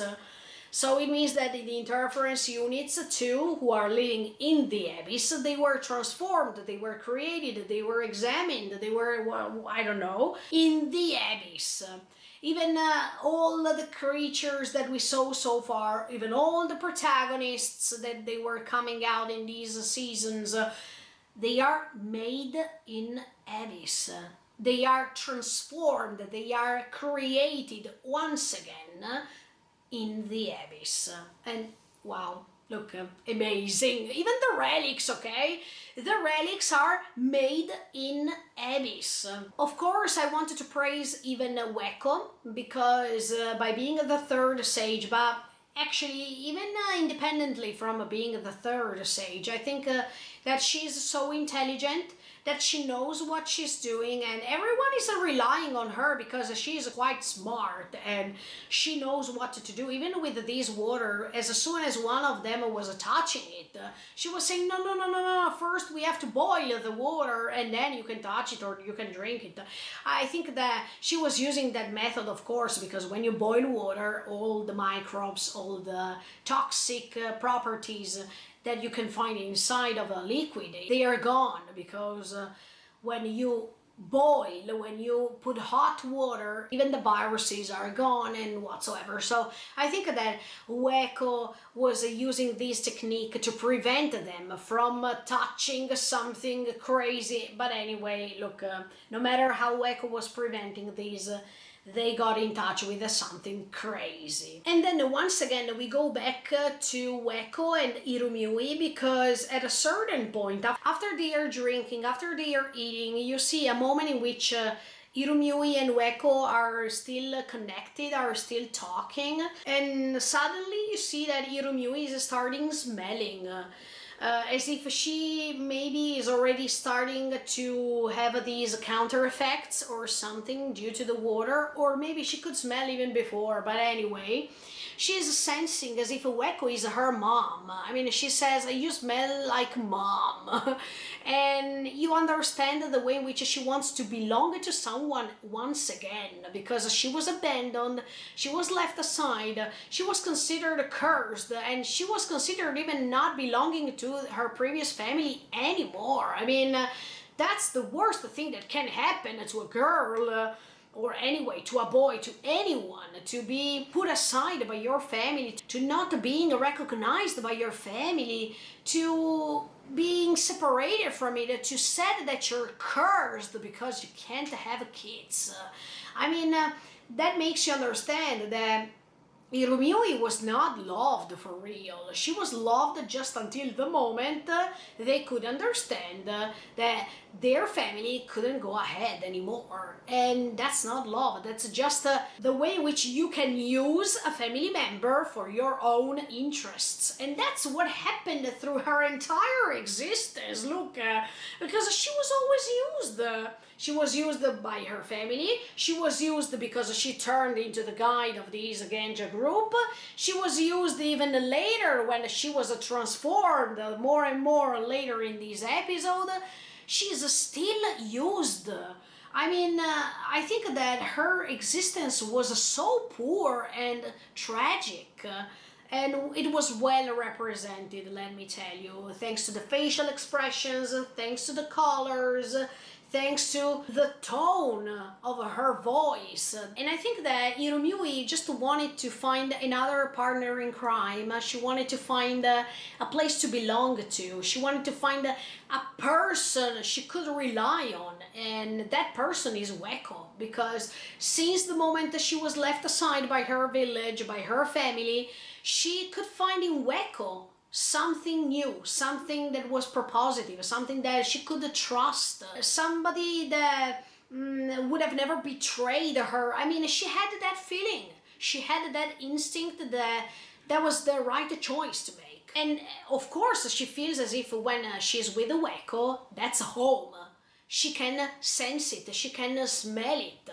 And it happens even in real life. Look, we have some people that we can call home, or some places in which we can feel as if we are at home. So I can really understand Hiromiui. And on the contrary, she doesn't want to be abandoned anymore. She doesn't want to feel guilty because she can't have kids, and every time people keep repeating this to her, as if she has to feel guilty because of this, as if she can't be loved because she has this curse on her and whatsoever. I mean, Weko has never condemned her. Weko has never pointed a finger on her. Weko was always hugging her, no matter she knew that she couldn't have kids. Hiromiui felt as if she could have found a person that could have trusted again, and that's a great feeling, especially when you feel as if the world is all going against you. I think that Weko was playing this great role, and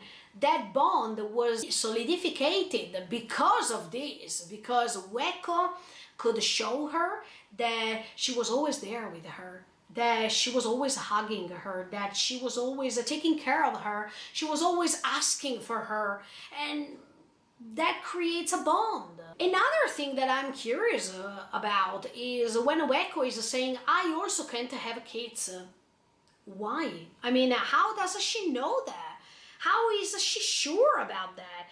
Was she examined too before descending the abyss? Was she examined? I mean, did she know about this even before reaching the abyss? I don't understand, sincerely, why she thinks that she can't have kids. Is it because of the counter effects by descending the abyss? I mean, I don't know, but how does she know that she can't have kids? Did she say that on purpose because she didn't want that Hiromiui felt guilty because of that, and she wanted to share something in common so she couldn't feel more lonely than how she is right now? The most disgusting thing that I can think about this is when Weko was touched by that man, disgusting man in the first episode, and I don't even want to say what it happened to her, but what if it was discovered in that moment that she can't have kids or something? Or was she recruited by the Genja group because of this? I mean, she couldn't have kids, so even Hiromiui couldn't have kids, and they could have created this bond between the two, so nobody could interfere against this bond, against this relationship? Or does Weko say something like this because she also feels cursed and she can share this curse with Hiromiui?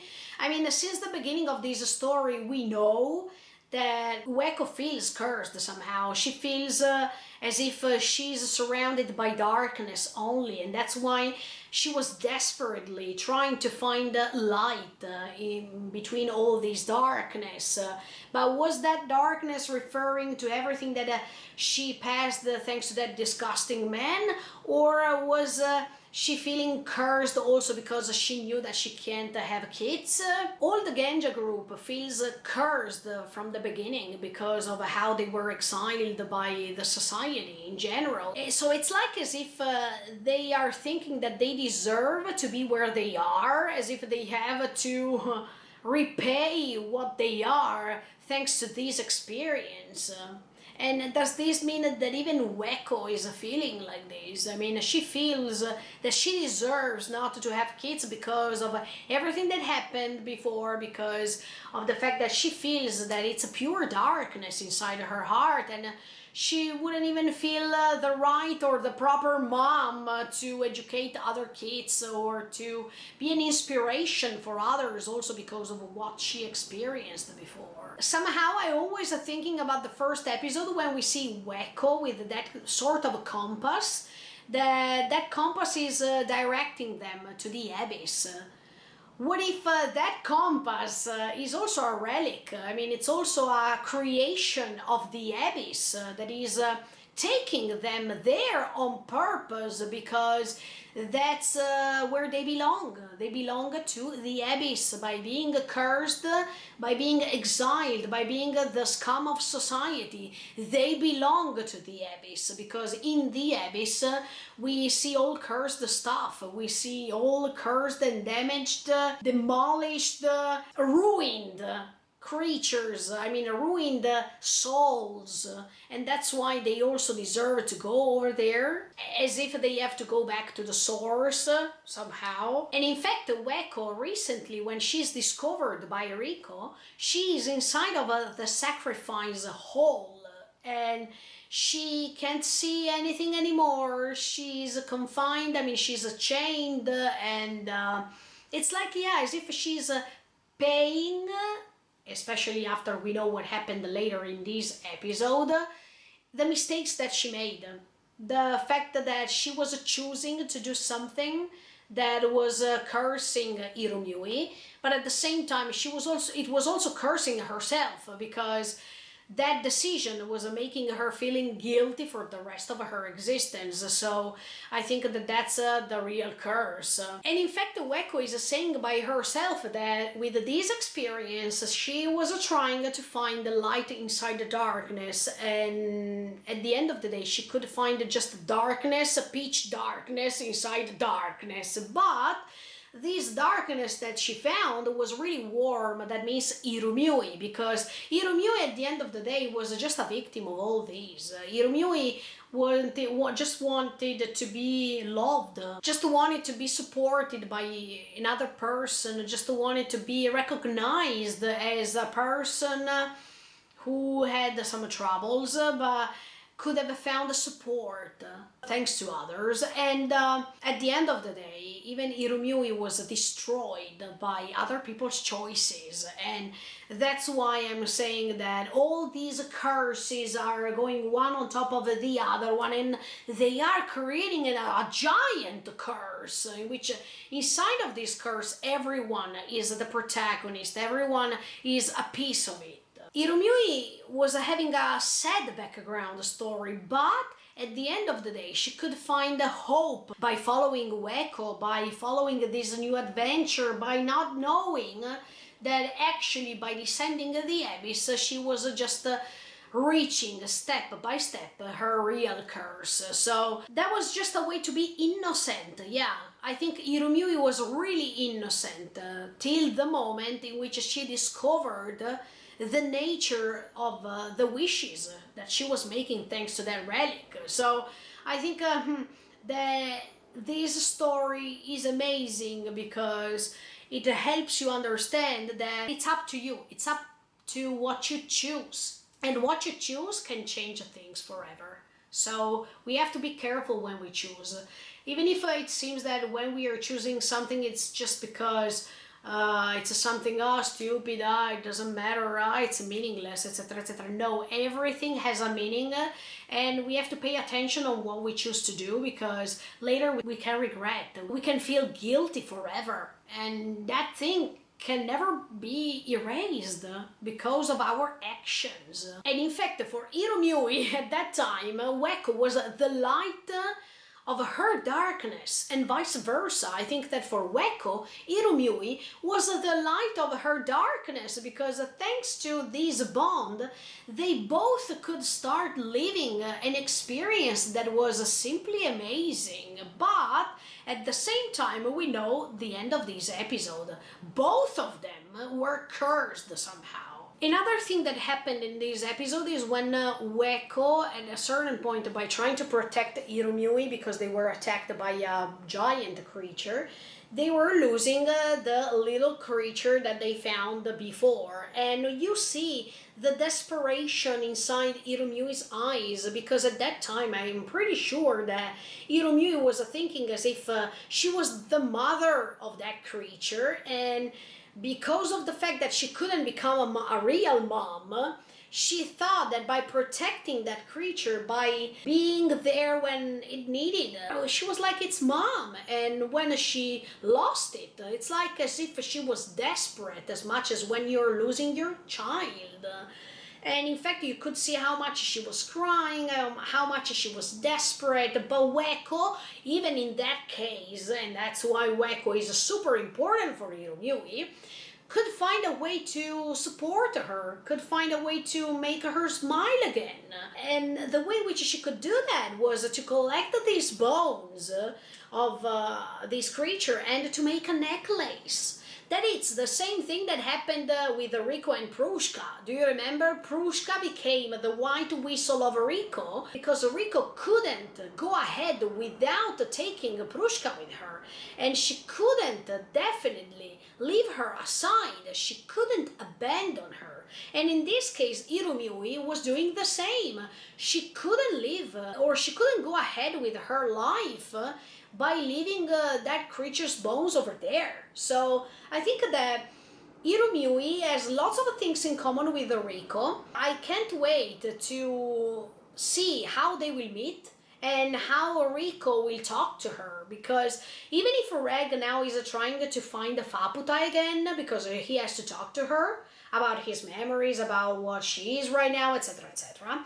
But at the same time, I am pretty sure that even Riko will talk to her. Maybe even Hiromiui can join the group. Can you imagine? I mean, Weko can't, even if I think that it would have been awesome if she also could join. But at this point, I think that Hiromiui is going to join them because of everything that I told you so far. Even in the case of Hiromiui, she hates to be abandoned. She doesn't want to be left aside. So I think that Riko will take her with them, because in this case she will never be abandoned, and she will also be able to reach the bottom of the abyss, because once she started descending the abyss, I think that even Hiromiui wanted to reach the bottom of the abyss at least. I think Riko can give her the chance to join the group, and even in this case she will not feel lonely because she will have comrades, and at the same time they will take care of her, and of course she can stay with Reg. That's the greatest thing ever, in my opinion. Talking about what I told you so far regarding Hiromiui and the fact that she was collecting the bones of this creature and the connection with Riko and Prushka, if I'm not wrong, it was Hiromiui, I mean Faputa, who stole Prushka from Riko at the beginning of this story. Did she do that because she could relate to her experience? Did she do that so Prushka could have been carved and she could have been transformed into the white whistle we know now? So Hiromiui could understand Riko's pain, and she could understand the bond that was created between Prushka and her, and she could understand even the pain Riko could have felt when she couldn't save Prushka, and that's why she wanted to help her indirectly. it could be possible, because I think that that white whistle could interact somehow with Faputa, and Faputa could feel everything that was wrong, that everything that happened to Prushka. So the fact that maybe even Prushka was saying to Faputa, Rico was the most important person to her, and she didn't want to be separated from her. She didn't want to lose her, and even Prushka said that she didn't want to be abandoned by Rico, and we know that Rico did that. I mean, Rico took Prushka because she didn't want to abandon Prushka, and only by staying next to Rico she could shine, she could survive, she could live. So I think that that was the reason why Faputa took Prushka to that hollow, so they could carve her and they could make this great instrument that was really useful for Rico. And that's why I think that Faputa understood that inside the Prushka, I mean inside that white whistle, there was a Prushka that was a great value. Then we see that the water is starting having effects, that they are all feeling sick, even the food survey team is feeling bad. It seems that they are becoming wood or something. I mean, they are transforming themselves, and even the fingers of some of them is melting, is becoming harder. It's so crazy. I mean, everything is collapsing.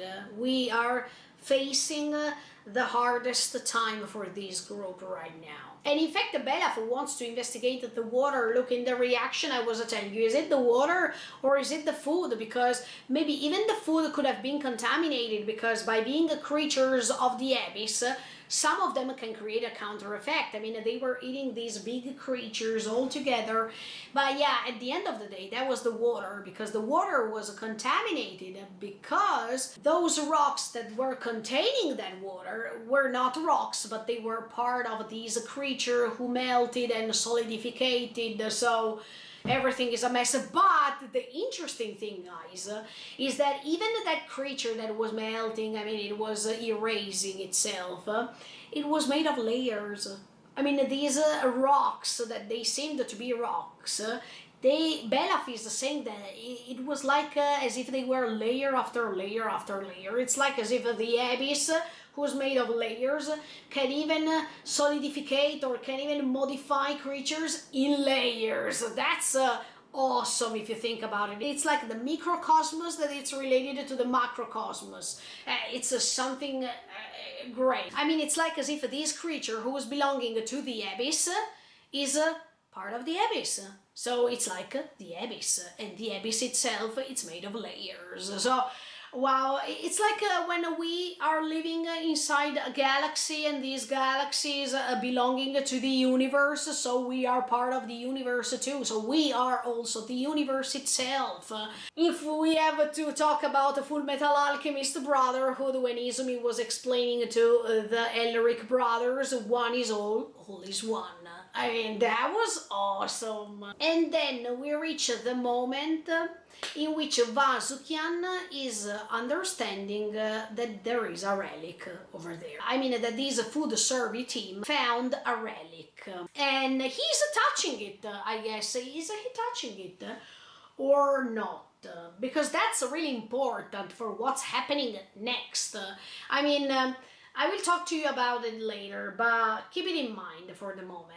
Anyway, he's finding the relic. Is it a coincidence or not? Because look, everything is going around this character in this episode, so we have to be sure that it's not a coincidence, even if somehow I think that it might be. I mean, it's always strange that he's finding things.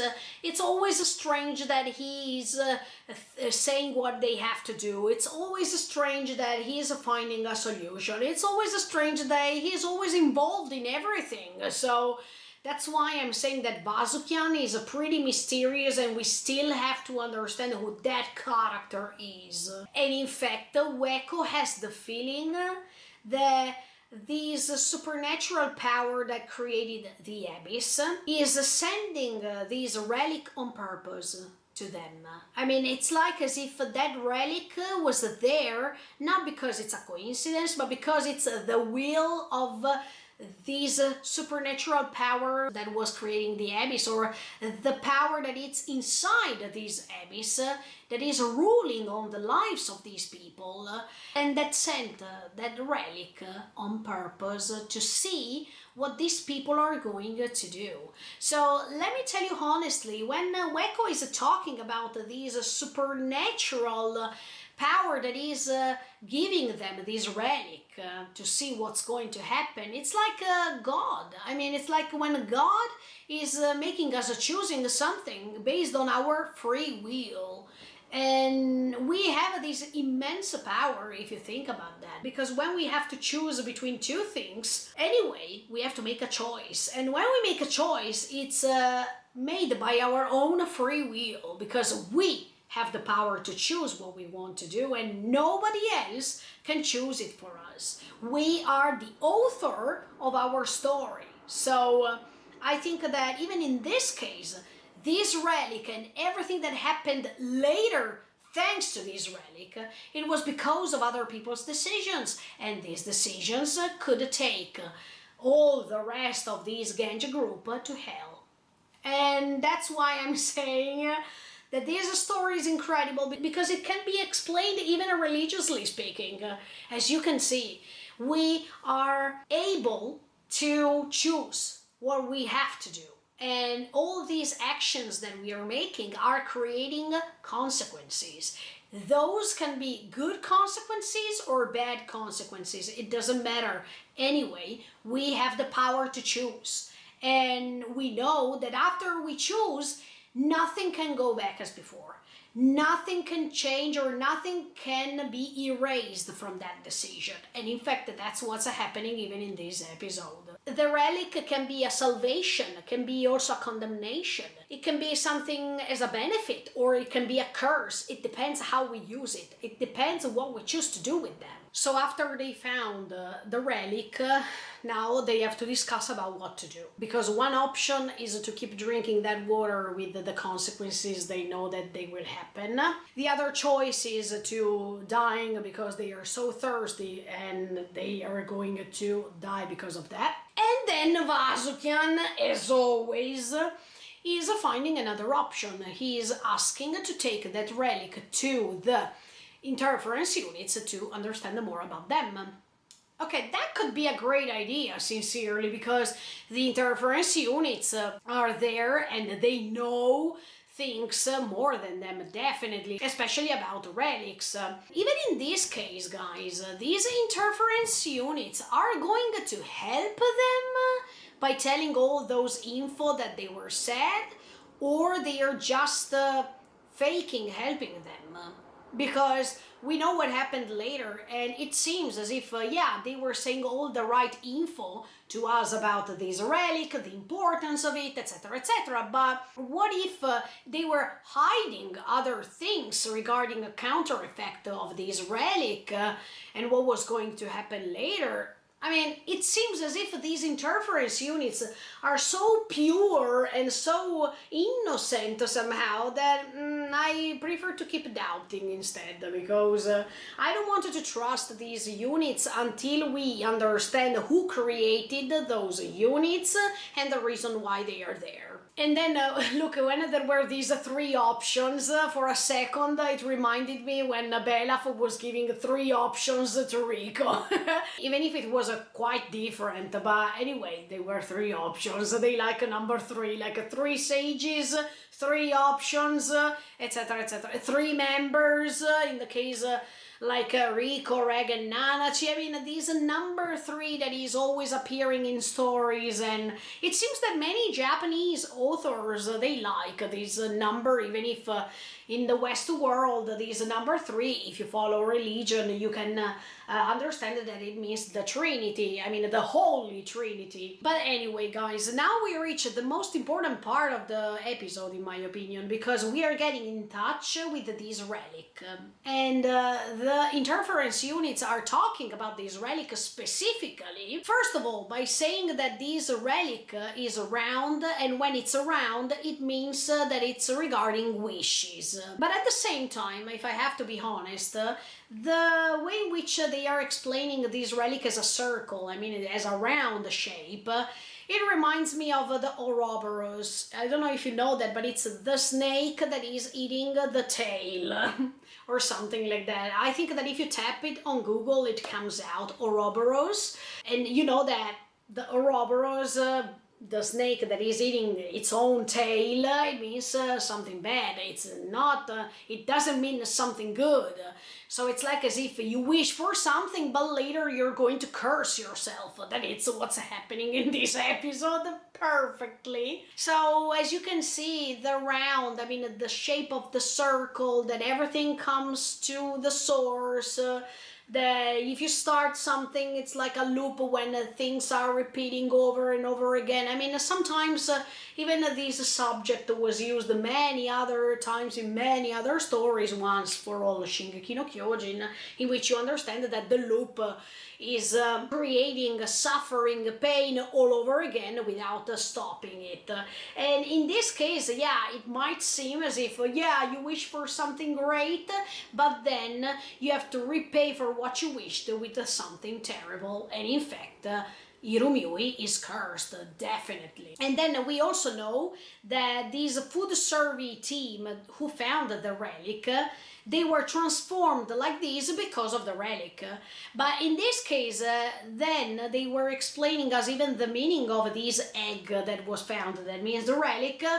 And what if even this food survey group or team were wishing for something in particular, and later they were transformed because they had to pay, they had to donate something of themselves in order to reach what they wanted. I don't know sincerely, but the fact that you understand how powerful is this relic, it's something crazy.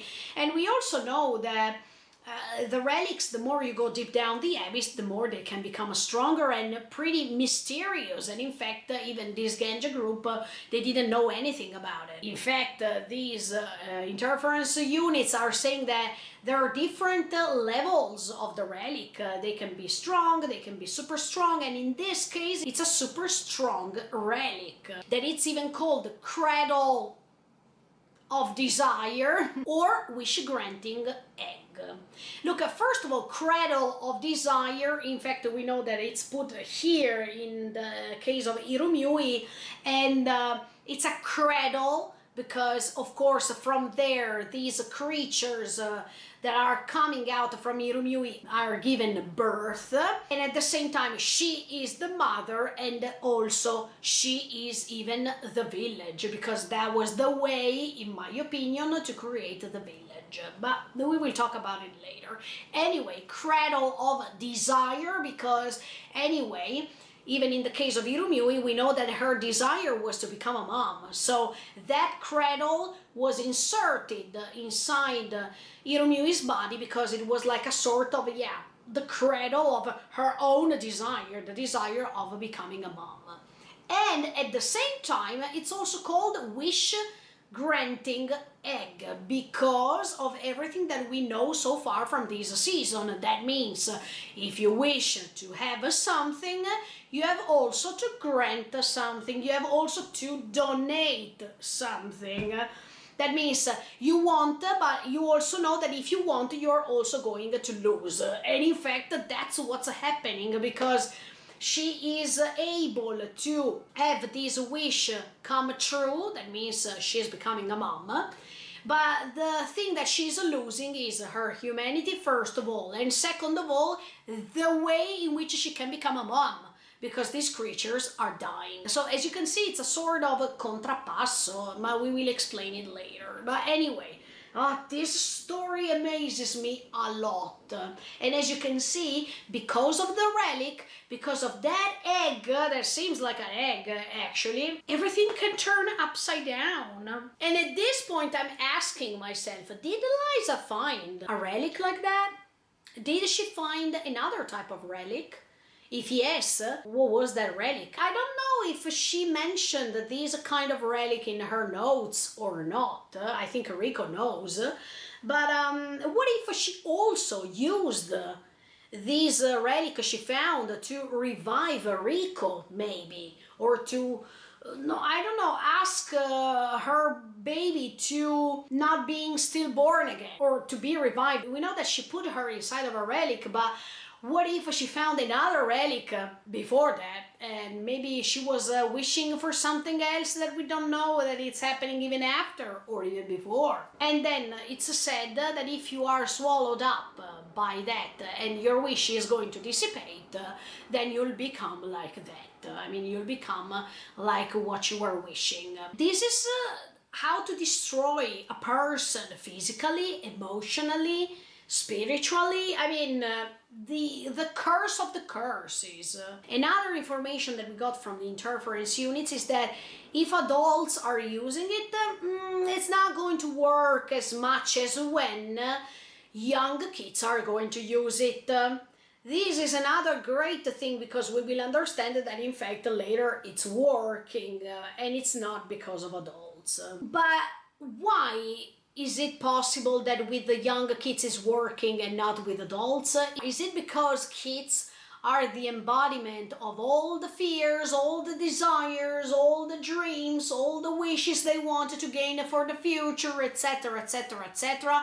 Is it because of the intensity of their feelings that is amplified? If we compare it with adults, they are not the same. Is it because kids are innocent and that's why everything, it's so amplified? It's taking another sort of level. I wanted to understand where these food survey team found the relic. Were there other relics over there, or was this one the only one there? And if there were other relics, why they were attracted by this relic in particular? And as I was telling you before, did the Vasukian touch it or not? Because this is super important, guys, if you think about it, what's happening later. And maybe even if it touched it, it didn't work as much as they were saying. But these interference group unit were saying to Vasukian, don't touch it anyway. So that's why I'm saying, did the Vasukian touch it when he found it or not? I don't think that they showed us this. I mean, they showed us just the fact that Vasukian was calling Weko, saying that he found something. And then, unfortunately, as much as I was anticipating you previously, Weko wants to use the relic with Irumyuui. And even in this case, guys, was it the right choice to make? Of course, if we try to put ourselves in Weko's position, she wanted to relieve her and she was a child, so they said that this relic was working with kids. So I think Weko didn't intend to do something harmful to Irumyuui. She wanted to use that relic for something good, for something positive. She has never imagined what happened next, of course, and in fact we could see her desperation on her eyes as soon as step by step Irumyuui is changing form and shape and even everything, and she's losing her humanity little by little. What I'm saying is that Weko has never imagined the consequences, but as I was telling you before, when you make a choice, even if we are not predicting things, because we can't do that, but at least we should understand the risks of what we are doing, or to take into consideration that the choice we are making can have good effects, but even bad effects. And it really depends on what we are choosing, and things can change forever. So Weko definitely needed to maybe think more, but at that time there was no time to think. And when you're rushing yourself, when you're too instinctive, and when time is running, definitely you're making the worst choice. I mean, it's always like this. In the case we are rushing and we have to choose, oh, come on, just because there's no time, la la la. When we are rushed, we are always finding the worst solution. And sometimes we are lucky and we have a good exit, and some other times we are not lucky and we find the bad ending. That's why I'm saying if Ueko could have had the time to think more, probably things would have gone differently. But in that case, they were rushing of time, they didn't know how to cure themselves, people were contagion one after the other one, it was a mess.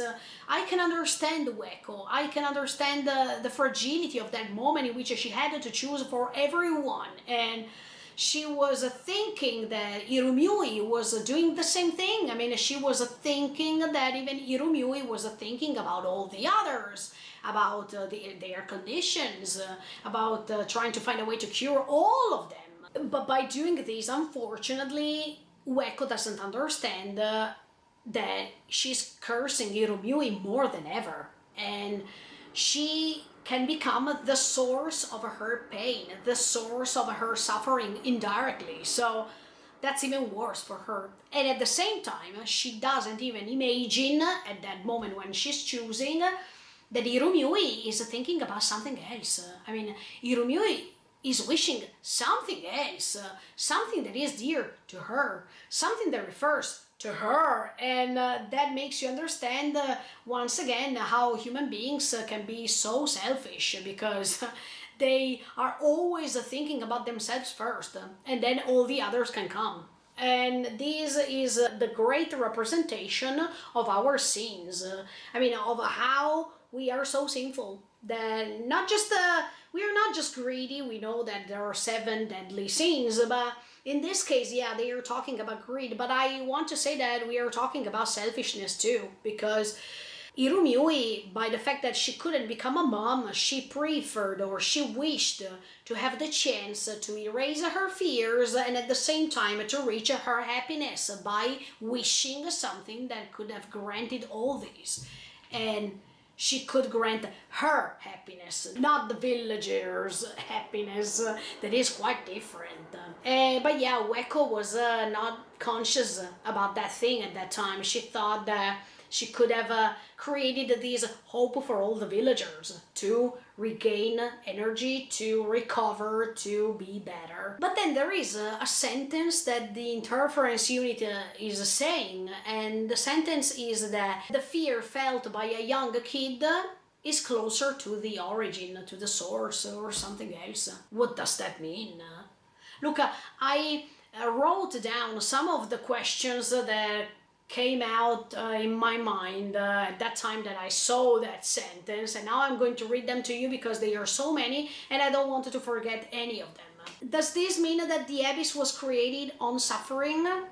Does this mean that the abyss was created by making kids suffer? What happened the day in which the abyss was created? Who created the abyss and why? That is one of the most important questions. Is it something supernatural or someone human? Is the 7th layer the origin of the abyss or the abyss entirely? These are just some of the questions that came out into my mind, and I have to say it honestly, I don't know how to answer to all of these questions, but they were pretty interesting, because if this fear that is felt by a kid can be even closer to the origin, it means that the abyss was created by suffering, by people being fearful, by fear in general. This supernatural power that was creating the abyss was feeding itself by the fear of others, by feeding from the fear that they are feeling. Maybe there is the chance to reach the source of the abyss. I mean, by reaching the same level of fear that this young kid can feel, we can also understand the fear, the pain, the suffering, and everything that was causing the abyss. That's so amazing. And then, yeah, I was even introducing the 7th layer, because we know that after the 6th layer, the last one is the 7th layer. Like 7 deadly sins, actually. I don't know if this number was chosen on purpose or not, but it could make sense, because it's like when Dante was describing the layers in hell that were exactly the same as the 7 deadly sins, and they were well different. one from the other one. So that's why I'm saying, is it a coincidence that these are 7 layers, as much as the 7 deadly sins, as much as these creation that was made by a god, by a supernatural power? I mean, is this reflecting layer after layer the condemnation of being human because we are sinful? It could be possible, but anyway, this 7th layer amazes me quite a lot, because we still have to reach it, and at the same time it could be the bottom of the abyss, so the origin of the abyss. So maybe once we reach it over there, we can perceive the fear, we can perceive that something outrageous is happening over there, even more outrageous than what happened in this episode, that maybe there's the chance that we discover the source, we discover what happened that day that the abyss was created.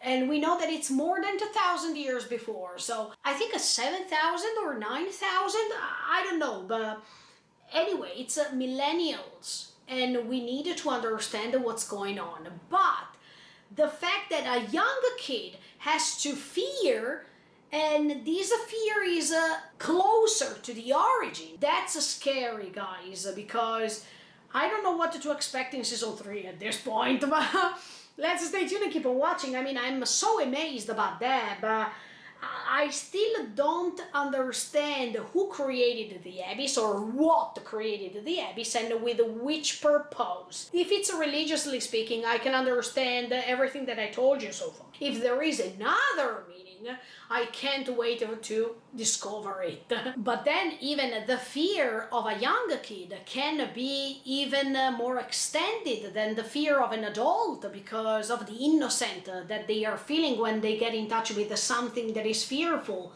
compared to the reaction that an adult can have in terms of knowledge. I mean, the kids are too innocent, and sometimes they don't know how things are made, or they have so many more questions than adults. They are wondering stuff. I mean, they don't have such an experience as much as adults have. So maybe is that the reason why even the fear is extended, is amplified based on these? Or at least, was the abyss, when it was created, feeding itself by using the fear of others, by using some fear not just of the Golden City population, but even other kids? I mean, I don't know, but it's like as if the abyss is an entity. I mean, it's not just that the abyss is something that was created. It seems as if the abyss can feed itself by all these dark and all these mischievous feelings. And then Belaf and Vasukian wanted to bet on Irumyuui, of course. First of all, because Belaf heard many times her background story by trying to hide behind the corner. And of course, later I'm pretty sure that he was referring everything to Vasukian. So even if Vasukian was agreeing with what Belaf maybe intended to do, or maybe Vasukian, by hearing stuff like this, he was planning with Belaf this sort of a project. And that's why I was saying, did Vasukian notice that tattoo at the beginning when Irumyuui was showing her back, and there was this tattoo that was meaning a sacrifice? Did he read it? Did he understand it? That was meaning a sacrifice, and it means that they were waiting the proper moment to sacrifice her for the sake of others?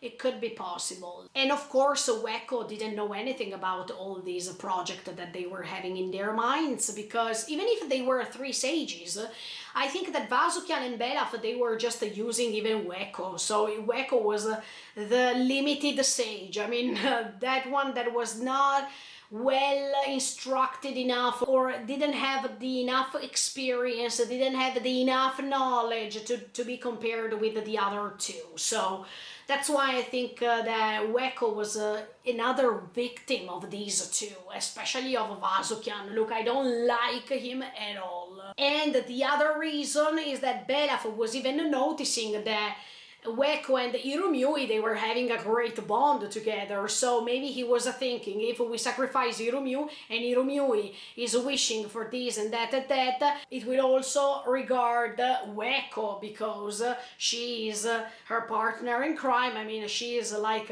her mom, so of course Irumyui will never abandon her mom, and she will wish something even for the sake of Ueko. And if Ueko can be saved, we can also be saved, because if we find a way to recover Ueko, we find a way even to recover the entire village. So, as you can see, the way in which this poor girl is used for the sake of others, this is simply disgusting, that I can't even think about how this girl was cursed.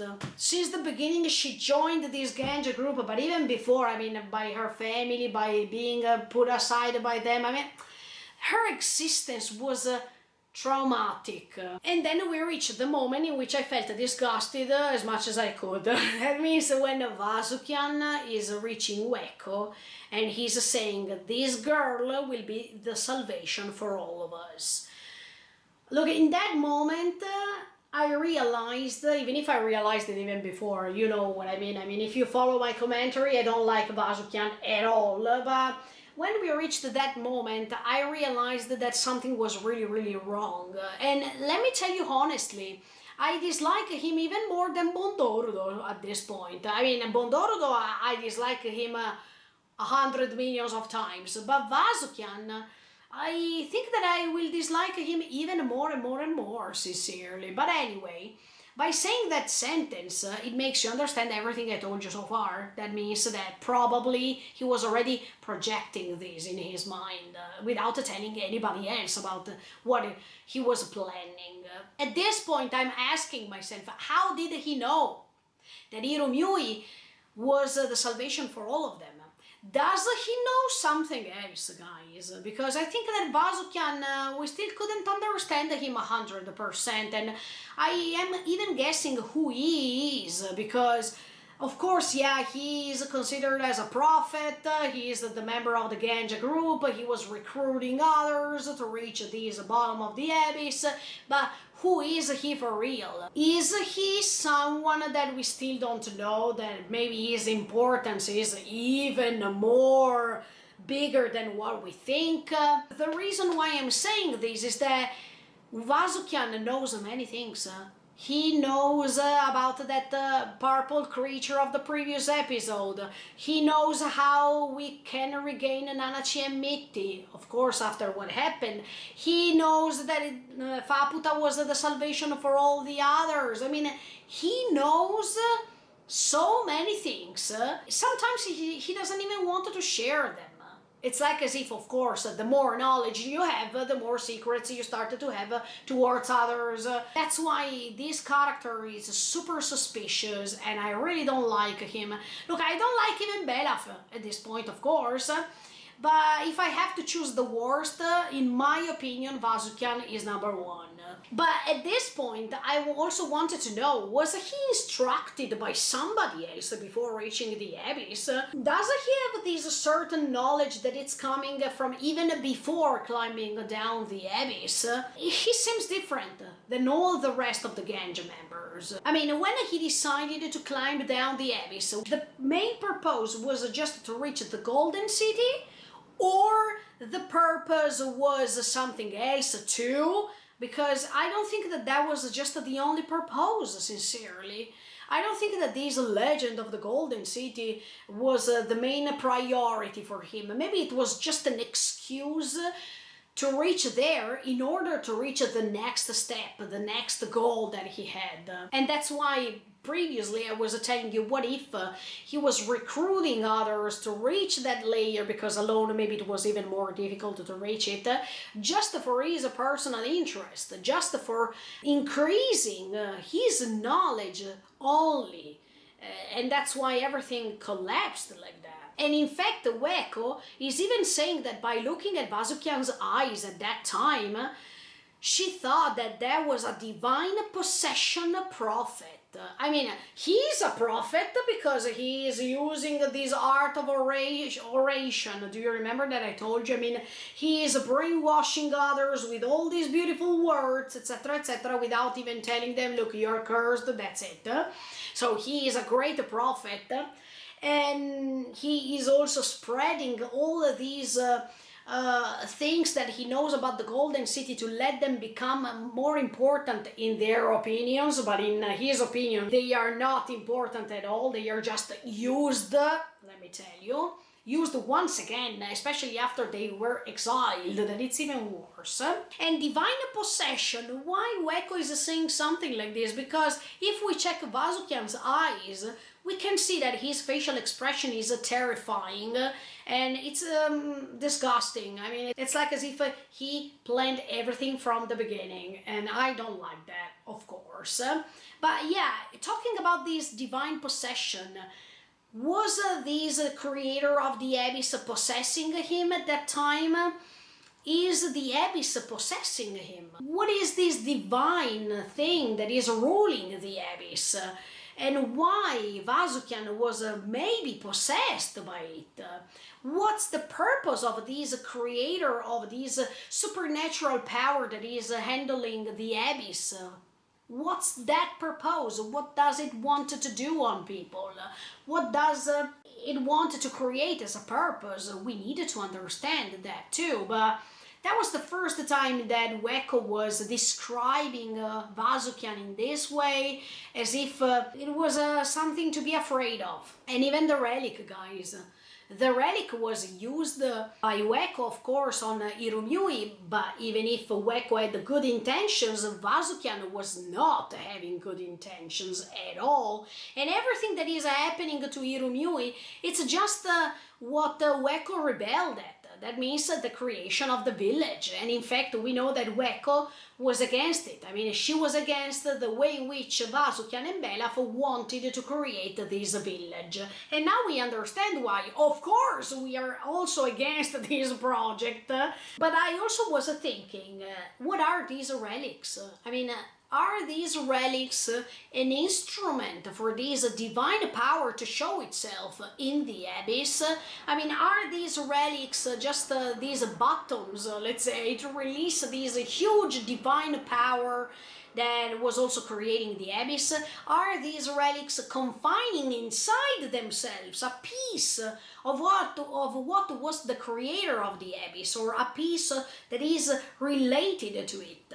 That could be awesome also because we know that that relic is super strong. I mean, the damage that can create is enormous, and in fact we saw it in the episode. Or look, I was thinking another thing. What if this Abyss was created in order to test the people, to see how much they can go further to step on others in order to reach their goals? I mean, how much they are able to lose, or how many prices they can pay in order to reach their goals. I don't know, is it made because they wanted to test the people, or they wanted to understand how people can go further, even if it's about to lose people, even if it's about kill others, if it's they even wanted to test maybe the ability that people have to create this wish in their minds, and by creating this wish in their minds, becoming invincible, because nothing can be more important than that wish itself. Or how many prices they want to pay in order to reach the truth, because we know that, for example, Riko can do everything in order to reach the truth, and she's ready. I mean, she wants to go deep down the Abyss, no matter the difficulty, no matter the moments in which she can collapse, no matter the moments in which she can face death, she can face tremendous stuff. She keeps going ahead. So is this Abyss a way to test the people on these too, to test the courage, to test how people are strong enough to go beyond their limits? And in the case of Vasukian, look, he was a great prophet once again when he was explaining in front of everyone the fact that, oh, it's good to sacrifice Irumyuui for all this stuff because Irumyuui is representing the sister of our descendants. You know that we lost this, we lost that, and now we have the chance to survive, etc. I mean, he is brainwashing them over and over and over again, and no one is protesting, no one is saying, look, but there is on the other side the risk to lose the life of a person, to lose our tour guide because she was the guide till the bottom of the abyss. Nobody is saying anything to protect Irumyuui in that time because everyone is thinking about his or her own self, because human beings are selfish. And when there is a dangerous moment, when people can risk their lives, they don't care about others, they care about themselves first. And that's an example. They are all collapsing, they are all having these counter effects, the diarrhea and whatsoever. The only thing they want is to survive. So if Irumyuui can let them survive, okay, let's do this and let's be safe. Who cares about Irumyuui, who's going to be cursed forever? No problem. The important thing is that we are safe. And that's disgusting. That makes you understand that Irumyuui, on the contrary, was there to help them every single time when they had to translate something, when they needed a guide. I mean, when they needed the most, she was there. But on the other side, she was not repaid the same as she was behaving with them. And that's one of the most common things, sincerely. And then, unfortunately, Irumyuui was handling this relic and she was wishing something. We know that after Ueko was waking up, she saw that Irumyuui was fine, that she was not feeling pain at all. That's why she could stand and she was feeling fine. But as soon as Ueko heard that she couldn't feel anything anymore, I mean, she couldn't feel pain anymore, I thought in the reaction that she was wishing for not feeling pain anymore. I mean, I was skipping definitely for a second the fact that she wanted to become a mom. But later, of course, it was more evident and more obvious. And then the real wish came out, in which we understand that she wanted to be a mom, she wanted to have lots of kids, and also because I think that she said that in her village they were saying that a good mama was supposed to have lots of kids. I mean, the more kids that a mom could handle, the better it was. And everything is becoming so darker from now on because we are approaching the moment in which even Ueko is realizing the mess that she created because she decided to use this relic on Irumyuui. You understand, unfortunately, the price she has to pay for her decision. That means to lose little by little Irumyuui and to lose even this bond. And of course, she also feels guilty because she can't help her anymore. I mean, she was wishing that thing and now she has to pay the consequences of that wish because of what the interference units were saying, that everything is turning bad for Irumyuui and even for Ueko, because Ueko is paying the price of her decision, as much as I was telling you. The intention at the beginning was pretty nice. Ueko has never wanted to curse Irumyuui more than before because she was there trying to take care of her, trying to help her, trying to make her happy. But now she thought that even this decision would have made her happy. On the contrary, it's not going to make her happy. It's just going to curse her more and more and more. As if we are talking about an Ouroboros. The first child is gone, then the second child is gone, the third child is gone, the fourth, the fifth, the sixth, infinite, endlessly. There's no turning. She will be cursed forever, and that's why that relic is around, in my opinion, because of the wishes that I told you, like the snake that is eating its own tail. And in that case, Irumyuui was not thinking about their happiness. She was thinking about her own happiness and the way in which she could erase her fears, not the fears of all the others. As you can see, she wanted to erase the fear of not becoming a mom, the fear of being useless, the fear of being abandoned, And in fact, guys, she can't be abandoned by others, in this case, because they are surviving thanks to her.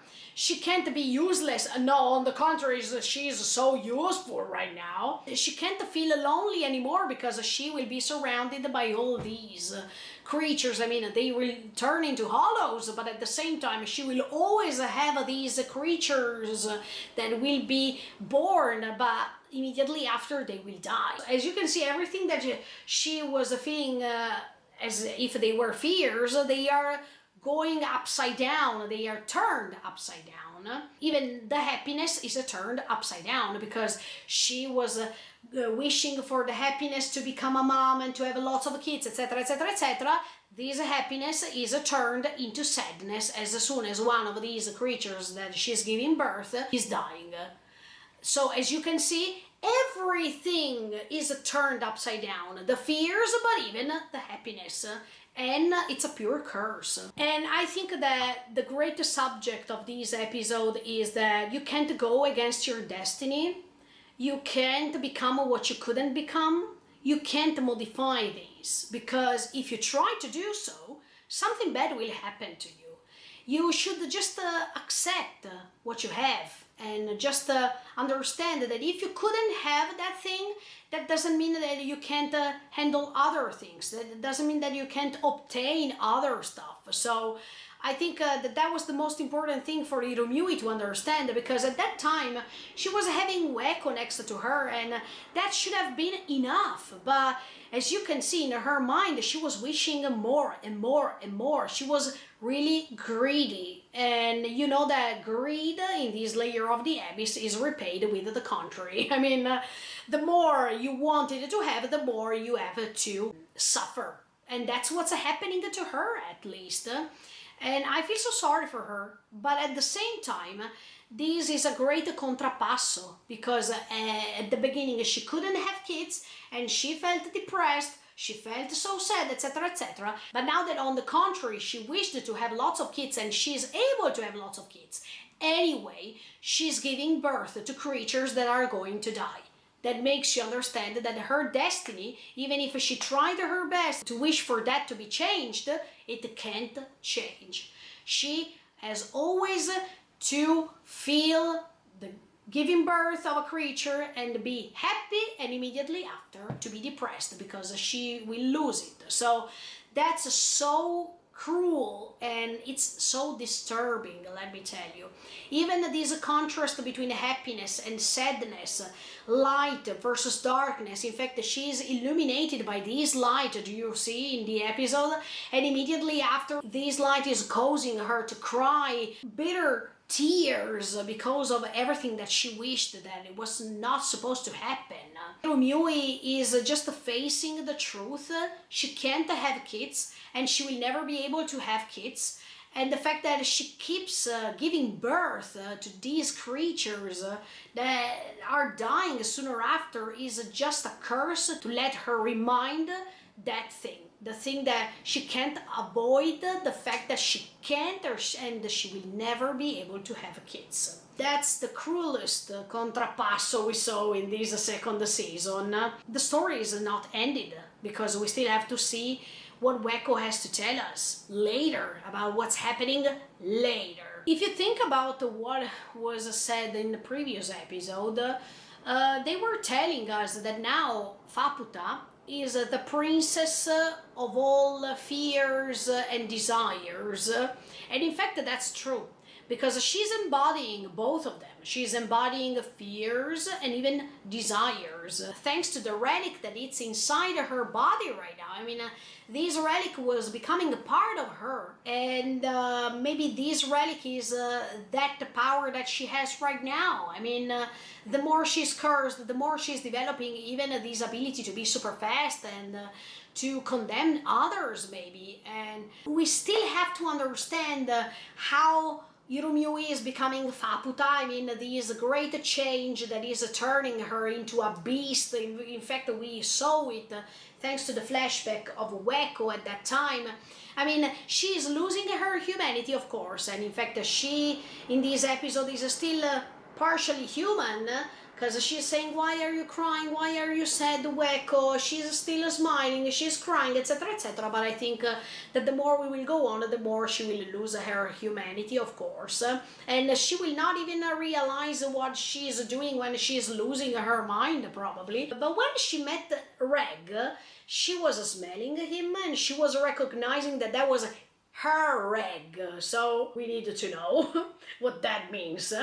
But at the same time, she was wearing something else. I mean, she was having a different style compared to what we saw in this episode where she can't even stand and stuff like that. We need to understand how she will reach that level of transformation. But I think that the most interesting thing is yeah, this contrast of feelings, this contrast of emotions, and the fact that even she can't feel pain anymore, so she doesn't even count how many times she suffered or how many times she could have been hurt by this giving birth and all the repercussions on her body, the consequences that she's having even on her mental health that it's completely lost sooner or later. But yeah, I think that that was something disturbing to watch, especially because you understood the pain that she felt of not becoming a mother, and now she feels the pain because she becomes a mom. I mean, that it's totally the opposite of everything that could have happened to a girl who's becoming a mom. That's really incredible. And then Weko is starting feeling sick. So she has to abandon Irumyui, and that's another way in which Weko is feeling guilty, because not just because of the decisions she made, but even because of the fact that now she can't stay by her side. And from Irumyui's point of view, it's like as if she was abandoned once again, that she was left aside once again, especially in the worst moment of her existence.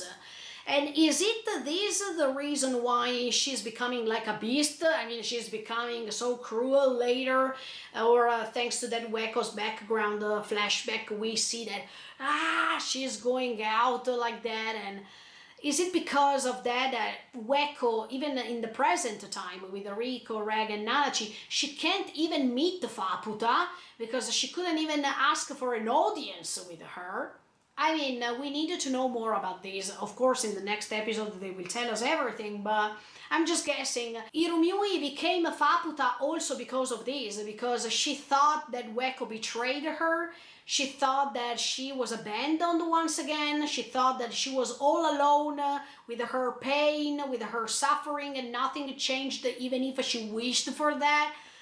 That could be possible, but definitely you see even the pain Weko is feeling. Weko feels guilty because she transformed her like this, because she gave her the relic to her, because now she's abandoning her. She can't stay next to her because she feels sick. I mean, as you can see, they created this bond at the beginning, and this bond is still alive because as much as they were happy together at the beginning, now they are cursed together. So there's no ending of this relationship. So I'm curious to see if Faputa will join Riko, Reg, and Nanachi. Where's Weko? Is she going to sacrifice herself by trying to repay all of the disastrous decisions that she made before? But anyway, I still believe that the main culprit is not Weko at all, but it's Vasukian. Vasukian, since the beginning, wanted her to join the group. Vasukian wanted to sacrifice her. Vasukian admitted Weko's decision to use the relic on Irumyui without even saying, "No, Weko, what are you saying? Are you trying to use the relic on her? That's so disgusting, don't do that." No, he said, "Okay, I admitted it." So, as you can see, he is the culprit also because he is using her to save all the others, and it means that Irumyui's existence didn't matter anything, that she was anonymous. It could have been Irumyui, it could have been somebody else. The most important thing it was that it was somebody to be sacrificed in order to save them, no matter the identity. And last but not least, he also wanted Irumyui to wish something that thanks to Belaf, he knows that she would have done. That means that she would have wished for. That means to become a mom. And he knew, thanks to Belaf and what he heard before, that Hiromiui couldn't have kids and wanted to have kids. So Vasukian was thinking, if she's having some creatures, what if we eat those creatures that she's giving birth? What if we eat something from her because of that relic that is super important, blah, blah, blah, blah, blah. I mean, how did he know that by trying to eat the parts of a Faputa, they could have been survived? How does he know all these? As much as I was telling you, Vasukian knows something that we don't know. Vasukian was maybe possessed by something, or anyway, he reached a certain level of knowledge that others couldn't, and he didn't want to share these to others.